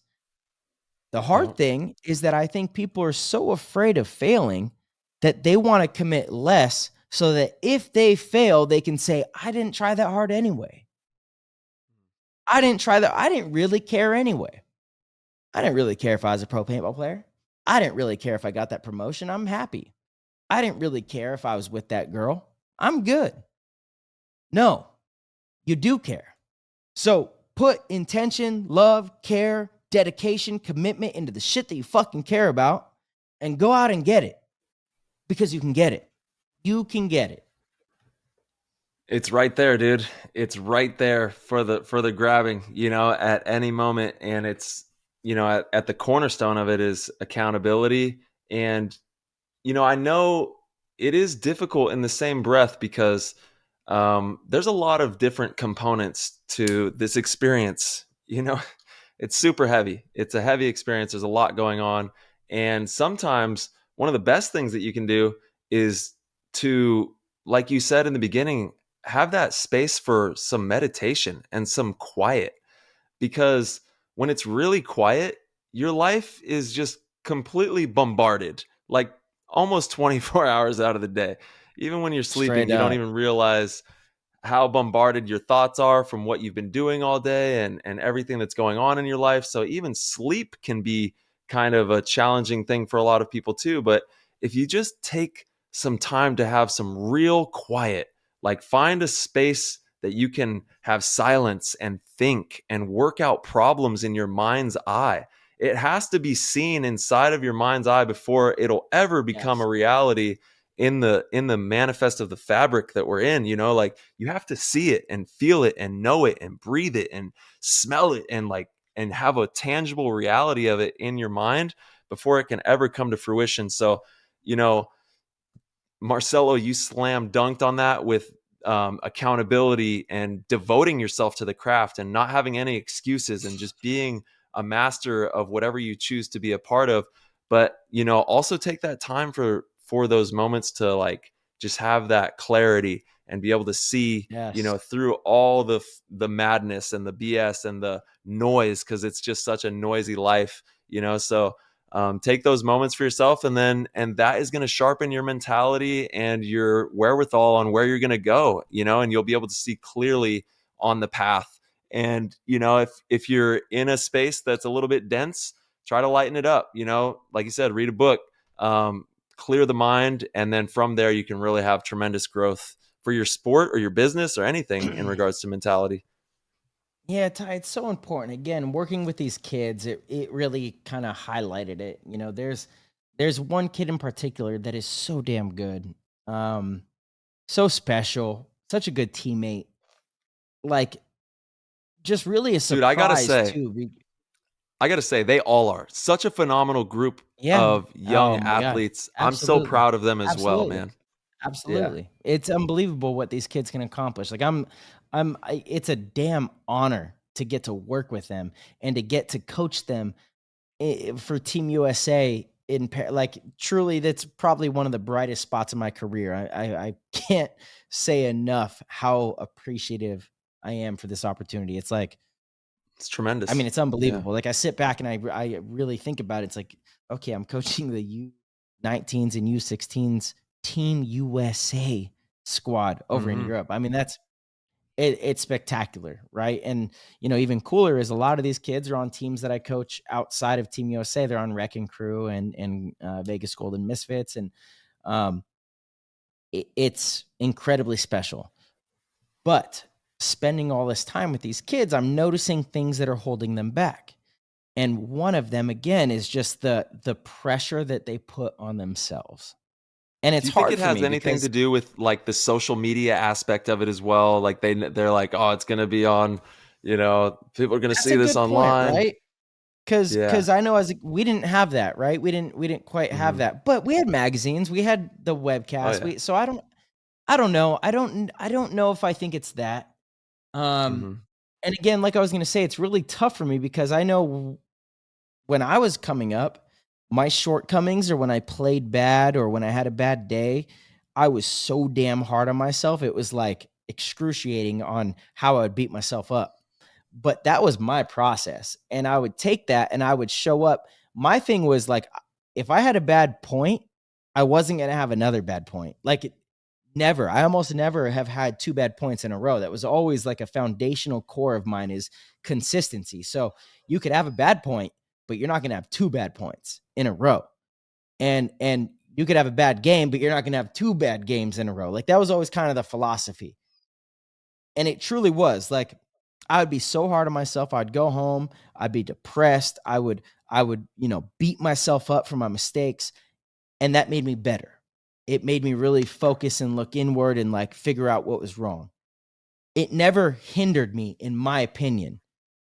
Maybe if I went another direction and I was like, okay, maybe I would have developed faster. I don't know. To me, I think it was a huge benefit to me. I think it made me better. But I'm seeing some of the kids now and I'm seeing the way they do that and process it, and it's not helping them. I see it. Like they'll have not 1 bad point, but then 2 and then 5. It's like a downward spiral and they can't dig out of it because they're so hard on themselves for it. And I'm like, yo, kids, listen. Got it. 1, we're playing Yeah. paintball. Let's have some fun. You got to have fun. You guys have all the skills, you've done all the work. All of the scrutinizing and all of the, mulling over bad decisions and this and that, yada, yada, yada, needs to be done in like practice and during the week. When you show up to compete, that's when you have to totally let go. And it's like so ass backwards thinking, right? It's like people are like, wait, that's when you should be focused the most. No, it's actually not. Well, depends on how you look at that. Being focused the most to me is when you're in flow state. So all the work, all the scrutinizing, all that should be done during the week. It should be done previous, yada, yada, yada. Show up and just play. Show up That's it. and just play ball. Because if you do Mhm. that, you're going to trust yourself.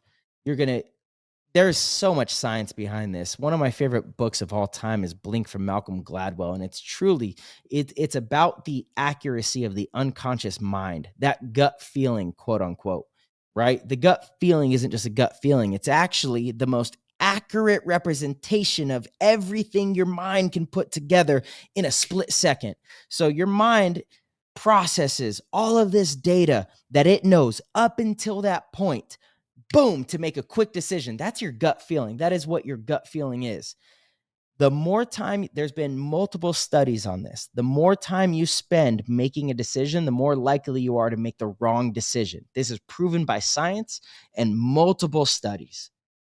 When you understand that in sports, it's crucial to show up and be able to just play, not be in your own head, not be sitting there thinking like, oh, I can't make this mistake. I just made that mistake. You cannot do that. You have got to take all of those mistakes. You got to learn through those during the week. You got to beat yourself up about it during the week and say, yeah, damn, I messed this up. Here's how I could do that better. Here's how I could do that better. Here's how I could do that better. And then when it comes time to perform, you just say, I'm going to have fun. Boom. And you're going to play ball. That's how you really achieve greatness, because that's when you're going to make the most accurate decisions. That's when your instincts are going to be spot on. But if you're in your head and it's a downward spiral and you're doubting yourself and you're like trying not to make a mistake, you're not going to play well. You're going to thinking too continue much. you're thinking too much. You're going to continue Yeah. to make mistakes. You're going to play poorly. You're not going to achieve what you can do. So it's so important. And again, it's, for me, I relate to these kids because I was so hard on myself too, but I don't know, for some reason it wasn't intentional. I didn't have anybody teaching me these things when I was that age. I didn't understand like processing information, yada, yada, yada. I didn't. It was for me when we lost or when I didn't play well, it was like I was so frustrated and was like, okay, I need to go back to the drawing board and do everything that I can to get better. And I was really hard on myself, and it worked out in its own way. But today I see it so much. These kids feel like I have so much to live up to. I have to perform. If I don't, what am I? Get rid of all that. You're good kids, you're good people. And if you're a winner outside of paintball, you're going to be a winner inside of paintball. So if you wake up every day and you're a good brother, you're a good son, you're a good daughter, you're a good sister, you're a good fiance. If you're good at all those things that are in your day-to-day activities outside of whatever sport or business you're doing, it's going to make it that much easier for you to be a good sportsman, athlete, business partner. Like, right? Like, this mindset is just so important. It's your fundamental being to being a damn winner. Right? Absolutely. Like, does that make sense, And Ty? yeah, and don't like I like what you said about having too much pressure on yourself in this game that you're playing. Listen to what I'm saying. You're playing. You need to get into that flow state and not be so inundated with thoughts from, these realms that you can't even control when you're in that moment. You're playing paintball. You've got to be ready for that moment and not be thinking about what the optics look like from outside. And I'll be the first to say, I'm extremely hard on myself. I mean, to a fault, maybe, to where I'm the most hypercritical person of my own game that there is. And, I love information. I'm hungry for information. So I love hearing criticism. I enjoy, hearing all sides of an opinion because I'm able to grow, and I'm able to also give gratitude for those insights, because without them, I wouldn't be able to take those next steps and have the wherewithal to know where to navigate to. So it's all extremely valuable, but you can't be bogged down by information. You have to take it, apply it, be malleable, and be, like you said, in a playful state. When you step onto that field, it's time to play. That's what you should be, in a playful state. And the work has been done. You need to know exactly how to navigate that playing field, but you should not be thinking, really, which sounds crazy. Obviously, we're thinking a lot. I'm thinking a ton when I'm out there about the different parameters that I'm going to have to navigate, and what's standing in front of me, and how those players play, and what the situations are that are going to arise. Those are all, but that's fun to me. And I'm still in a playful state of mind when I'm thinking about that. But it's a completely malleable and like lucid experience if you're going to be highly successful at anything, any sport, even business. You have to be quick on your toes. Shout out to Bobby Weaverton. You got to bob and weave in life. Shout out to Bobby Weaverton, baby. Yeah. What do you think he's doing moving right now? Weaving. He's swerving. He's swerving through traffic, Yeah. Woo, woo, Bobby woo, Weaverton woo. stays swerving. And that's what it's all about. Give him the mystics.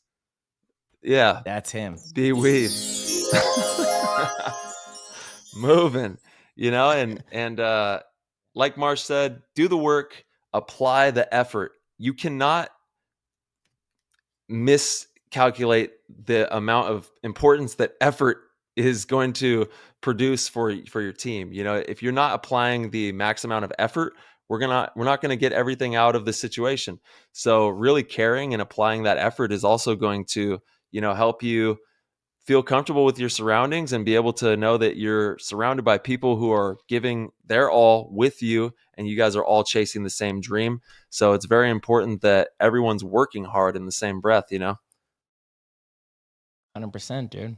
Yeah. I mean, I just can't, to me, this is so important because it's something that everybody can do. So if you find yourself, if you're in a spot where you're doubting yourself, or you're unhappy, or things aren't going your way, or you're going through adversities, like, this is an important thing to understand. It starts with one disciplinary change, right? And it's, again, maybe instead of waking up at 8, you wake up at 7.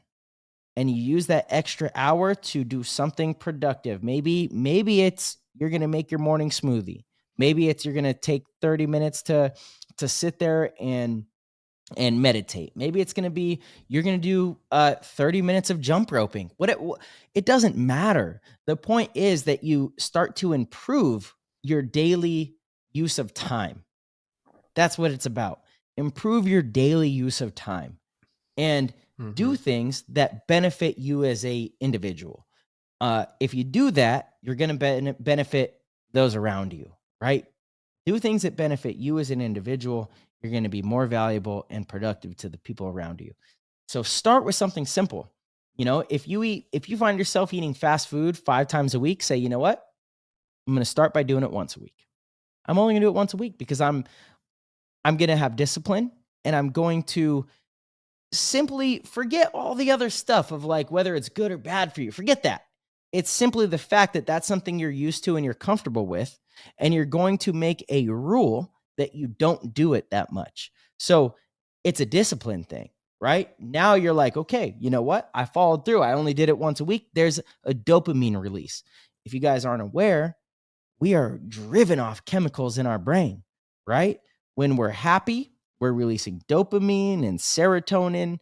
When we're sad, we have a depletion of that. We're not able to produce that. So why would we not want to do things naturally that release these chemicals that make you happy? Literally, it is like a drug. It is like doing a drug when you accomplish these activities. So why would you not want to do it?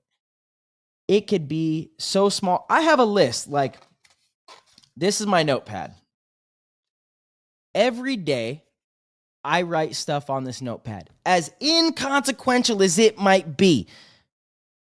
Do the first dish, do the second dish. You could break it down as much as you want, because you know what? When I cross off, I wash that first dish. I wash that second dish. I feel good. I'm excited about that accomplishment. It's a small victory. Those small victories, they compound. They lead into big victories. It is so crucial to my happiness to have a list every day of like things that I want to accomplish for that day, no matter how small or big they are, and write them down and cross them off. That is a big part of my day-to-day activities. Then I have longer-term goals. I lay out a plan. It's very important to me to follow through with those steps. I have a thing where I'm going to go to the gym every day. 100%. I'm going to go to the gym. There's going to be an hour of exercise, physically draining exercise. And there's more days than not, especially lately with, dude, all the travel. Like, bro, we've talked about it. I'm getting exhausted from the travel. No lie. I don't know how much longer I could do the like every weekend of flying. The flying itself is like so difficult. And to get back and like truly jump back into a groove and work out, it's hard. But I'll tell you what, Monday, Tuesday morning, when I'm just getting back into the groove, I wake up and I don't feel like going to the gym. I say, nope, I made an agreement with myself. I made the deal with myself. So I cannot stray from the deal that I made with myself before the way I feel now, because this is bullshit emotions trying to convince me not to follow through with my agreement with myself. I go to the gym, and the first 10, 15 minutes, they're a struggle. And then I get into it. I start working up a sweat. And then I get a good workout, and I leave, and I feel so happy. I'm accomplished for the day. Then there's food. Food is something, it's probably the hardest thing for me. I've been the worst about it the last maybe 2 years than I maybe have ever been. It is really hard to stay on a strict diet, especially with traveling, especially with like having limited time home. And then like comfort food is just like, hey, let's get some pizza or some In-N-Out or like, you know, something that's good, easy, convenient. We do the podcast, and sometimes, you know, it's like 5 p.m. until 8:30 p.m. And then I got to do the, you know, we edit, we do the whole thing. I don't have anyone here that's like cooking me a good meal. So when we finish up, it's like, well, all the healthy stuff is closed. And if I didn't plan before, then I'm kind of, and you just got to make it work. And it's like not great, but I make little deals with myself. I say, okay, guaranteed. If I do that, if, you know, Tuesday night, say In-N-Out Tuesday, then all of Wednesday, it's nothing. There's no meat. It's all like lettuce and like organic type foods, raw foods, bell peppers, mushrooms, things like that for one day. Maybe not the greatest, like most healthy meal. I don't even, I don't know. There's arguments on both sides, but that's the agreement that I have with myself. So then when I get through Wednesday and I accomplish that agreement, I go, yeah, you're a stud. You're a winner. You just won what you said you were going to do. My point is, it doesn't really matter what it is you do with you just have to make these rules for yourself. You have to set these standards, these goals. And Ty, sorry, and I know I'm ranting here. No, I love it because you're talking about something important. You have to get into a rhythm. Yeah. Yes, you got to get into a rhythm. And this rhythm starts to bleed into every single thing that you do. Everything. Totally. I fucking promise you. If all of you listening start implementing this shit on a day-to-day basis, everything in your life is going to get better. If you eat better foods, it doesn't have to be every day, but maybe most days, or maybe one more day than you do now. If you eat junk food 7 days a week, let's eat junk food 6 days a week. And then in 6 months, let's eat junk food 5 days a week. And then after that, let's do 4 days a week. If you do shit like that every day, your life in 5 years is going to be significantly better. Guess what? In 5 years, the time's going to go by anyway. We're going to look back and say, damn, 5 years just went by.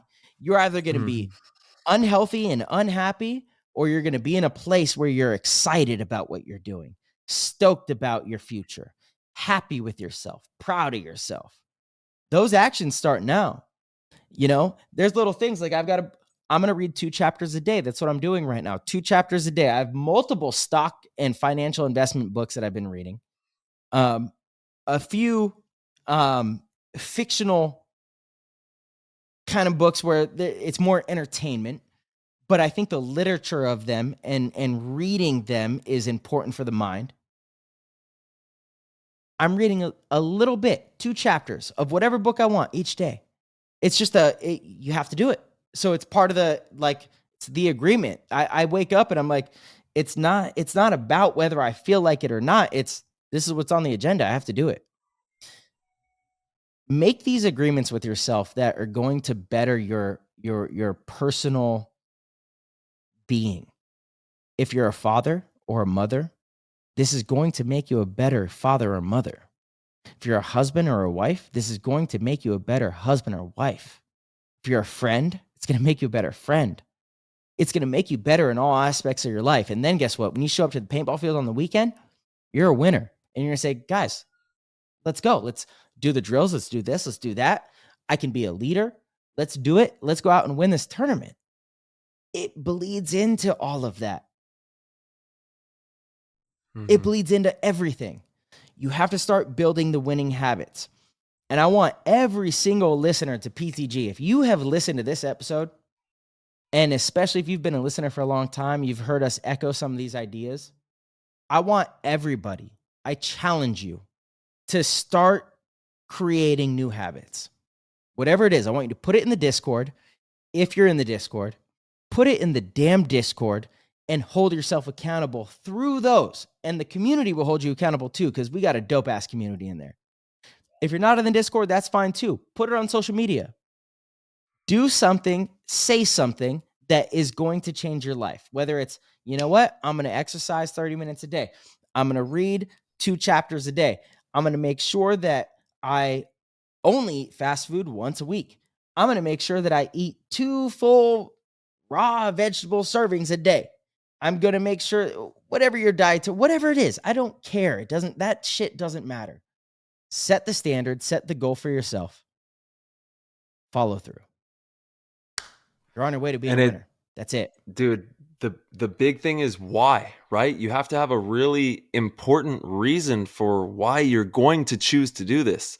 So make it something that means a lot to you, because if it doesn't mean a lot to you, it's going to fall off in a couple weeks or 3 weeks or 4 weeks or maybe a couple months, maybe even a year, whatever it is. If your reasoning for why you're doing these things is strong enough, you'll never deviate from the mission, right?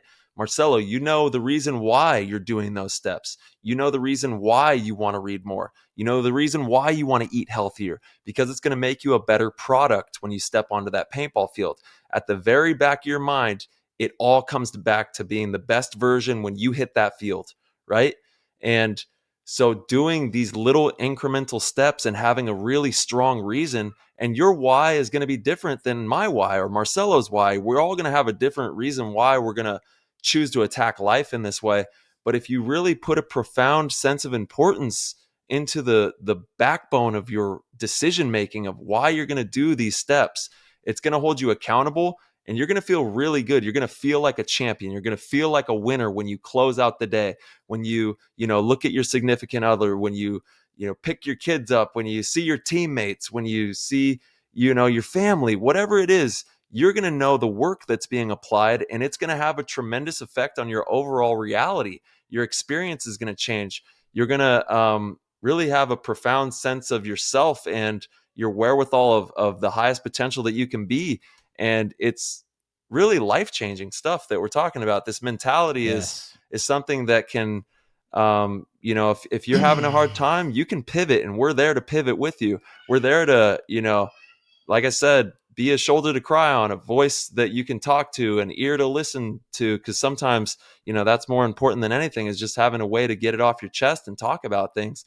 And we know that is unfortunately not all that common these days, even with the amount of connectivity that we have, the social networks, all of the seemingly connectedness that we have. There's still a huge gaping hole in it all. And that is the reality that, you can't really connect the way that maybe you want to connect, but we're here to tell you that it's okay. You can. And it just starts with creating a profound reason for why you're doing it and just attacking it, and we're here for you. We love it. That's what this is all about. That's what the mission statement has always been, is connectivity, personal development, and just playing fucking paintball and loving this game with everything that we got. And if you just take a couple of these tidbits from this show and apply them, it's going to have a tremendous effect on your life. And we want to be a part of that. We want to connect with you all and see that growth and development firsthand, 100%, dude. Yeah, I think that's like the biggest thing with starting Play the Game podcast was we really wanted to be able to have an impact on others and share our stories and our adventures and our shortcomings and everything that has made us the people we are today with the general public. I think that's what's so special about PTG is we've been really open and transparent with everybody, and we've created a community of people that can relate and that are just kind of along the same damn journey, so and we mess up all the time too out there. So, like all the damn time, we're giving it our best. Straight up, all the time. So it's been a fantastic thing, man. And I just, the mindset thing, I cannot stress it enough. This is so damn important for you guys to understand, about just being a winner and being a winner sounds really vain, but when you break it down, it's not. It's about doing everything you do in your life to the best of your ability. Accomplishing small goals daily. Yeah. It doesn't turn off. Yeah. It's everything that I do. I'm constantly negotiating with myself of like, what's right, what's wrong. Let's be productive. Let's make sure that we are doing things that are going to benefit me. And it might start with something as simple as, instead of a soda every day, I'm going to have a soda once a week. That could be the beginning. That could be the start of your adventure to being a better person. I know that sounds silly, soda being a good person, like they don't really relate. No, like if you treat people well, but you drink soda, that doesn't make you a bad person. It's not what I'm saying. It's about setting standards for yourself. That's what it's about. And following through with those damn standards. Yep. Little accomplishments and they will compound. It's just about the intention, really. It's what you set the intention to be and where you're headed. And, either way, rock on, keep rocking in the free world, rock on, baby. Yes. But have it's fun too. That's part of it though. You got to have fucking fun. You got to enjoy yourself too. It doesn't mean be militant and miserable. That's not what it means. It just means like setting goals and standards and being realistic with them. And dude, rock on as well. Like we have fun days that are, come on. That's not what, it does not mean you can't have fun. It doesn't mean that you can't drink or you can't have a soda or you can't smoke some weed or whatever the hell it is that your vice is. It doesn't mean that you can't ever do that. What it means is have some standards and improve, The big vision. improve, Yeah. make some, yes, that's the base of it. So I really hope all the PTG listeners, I know all the goats are going to listen to this damn episode. I can't wait to see the chat after this. I really hope that it's like lit. I want to see everybody really communicating about this, because this to me is, I mean, it's everything. It's your happiness. This is crucial. It's fundamental to your well-being, to your happiness, to your success, how good of a dad you are, a mom, how good of a son. This is everything. So I would love to continue having this conversation. It's the kind of stuff that really inspires me, more so than anything else. Again, like part of PTG was like being able to share this kind of I don't know. I had to say share this knowledge, right? But to have these conversations that could maybe help people, because I know that having people teach me this or show me this from a young age had a big part of it. Oliver was such a foundational key to this kind of thinking. I had so many people in my life close to me that were able to show me different ways to be better. And it's unbelievable. I'm lucky. I was lucky because I was born in this area. I was born in Southern California, to where those individuals were around me. But what about the people that aren't so lucky, that don't have those individuals around them? I would love for them to have access to that simple, basic stuff. And yeah, I think I'm talking too much, but I think people understand the point, man. I like what you said. You got to keep it simple too, because in each moment, there's always a fork in the road, right? It's either this or that. And if you can just start to hardwire your brain to choose the option that is going to bring you closest to whatever the goal is you're trying to reach, hopefully you're working hard and trying to grow as a person spiritually, as a person that inhabits Earth, and maybe an athlete or a businessman. There's got to be some avenue that you're trying to develop higher into. So whenever there's those forks in the road, it's super simple. You just got to hardwire your brain to choose the one that's going to push you in the right direction. And it's super slippery. Life is so slippery, and it's very easily shifted. Yes.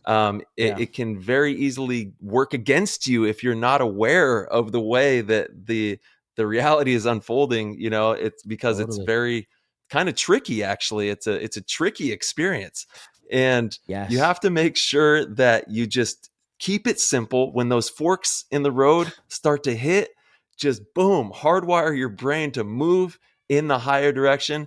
And then you're going to see in a week, 2 weeks, you're going to say, holy shit, I feel good. Like, what's going on here? Like this. Straight and then up. It's going to become contagious to the people around you and for yourself. And you're going to want more of it. You're going to become hungry for that, and you'll never stop chasing it. And that's why Marcelo and myself, we talk about this all the time. It's like, it's not something that turns off anymore. It's the way that the program is moving. We're trying to be the best that we can be, and move past even that word trying. Like, watch how you speak and say, I am going to be the best I can be, because once again, the language is very tricky, and the way it holds in your mind is very tricky. So you have to be diligent with the way that you're processing words, and your vocabulary, you're going to see, is going to become imperative to your success as well. The way that you talk to yourself when those forks in the road hit and you have to make big decisions, and the way that you communicate with yourself, your best friend, your number one all-star player. That's you. That's numero uno. That's your all-star player, is yourself. You know what I mean? You got to make sure that you're treating yourself the best that you possibly can, so that you can reach those levels that you never thought were attainable or achievable. And it all starts with you just taking a good hard look at where you want to go, and then busting through those forks in the road and just sending it. 100%. Send it. Send it. Send it. Woo! Send it to Send the it, moon. baby. Ty, what a show, brother. Hell yeah. Man, I don't know. Do we have any more Discord questions? I feel like we kind of answered all of them. Maybe there's a few more. Let's rip one more. Yeah. So I got one from Eric EJ281. Can you speak on the importance of preparation before a tournament, both logistical as well as mental? Mm-hmm. Yeah, logistical, it's very important that you have a good team, and everybody knows exactly how everything is being delegated, working together, once again, on all aspects to be the best teammates we can be. If you can help in any way with streamlining that process for your team, go above and beyond. Look at the flights, look at the times, help them, you know, cut out the bulk of time that they're going to have to spend as well, and do the most that you can do to help them make that process easier, because that in turn, they're going to remember that kind of stuff, and it's going to trickle back your way, and the whole process will help itself. And then in regards to, preparation as a player, making sure that the nutrition and the hydration and the focus is on point. I know we talk about that quite extensively. And then, the team as well, making sure that, being the best friends you can be with your teammates. Like, I love my team. You know what I'm saying? I want to ride with my team. I want to go out there, have a great time, and win with my team, building those good relationships, growing together, building the camaraderie. That's very important. And just applying everything that you can to the process. If you've listened to PTG at all, you know that, like I said, we rip it apart, and the process is everything. It's all those little key points that'll bring the big picture together. But there's no one Totally. definitive answer. It's just, you got to DTW, do the work. Do the work, baby. Yeah. And Yeah. then I think the last question should be from Maggie. Hers is really good. She got a lot of votes on there. Yeah, absolutely. So Maggie, Maggie shout out to was, Maggie. Mindset question. Yep. We see that often once a team starts winning the first point or few points, they will start getting sloppy and end up losing the match. Why is that? And what do you do to prevent that? yeah, I read this question earlier and I was like, it's a tough one to answer because it's a little misleading. I don't think it's necessarily that players just get sloppy. Sometimes it's maybe a comfort thing, or you are so committed to what is working that if the other team makes an adjustment and has a response to what was working for you, you're not prepared to have another response. So it comes down to preparation. You see that happen all the time. Teams will go up points and they have their game plan. They're committed to it. Things are working. They're going to the snake on the break. They're going every point, and they have a shooter and they're shooting someone on the break. But what happens when their player going to the snake gets shot on the break and they don't shoot anybody on the break? Do you have a backup plan for that? Some teams don't. And so that speaks to what Maggie's saying is those are the teams that end up losing. And, so again, like, will they start to get sloppy and lose the match? I think that might be your perspective. They're getting sloppy. Usually it's just that they're just getting outplayed, right? And it's Mhm. it's that the other team has made adjustments that they weren't prepared for. And so if you weren't prepared for them, then you didn't do enough thinking in your practice. You didn't think of like, okay, what if this happens? What if a player goes here? Or what if somebody ends up stopping us from going to this spot? So it's preparation in my mind. If it is sloppiness, then that's usually a physical fitness thing, right? But I think in Maggie's question, I don't think she quite means that.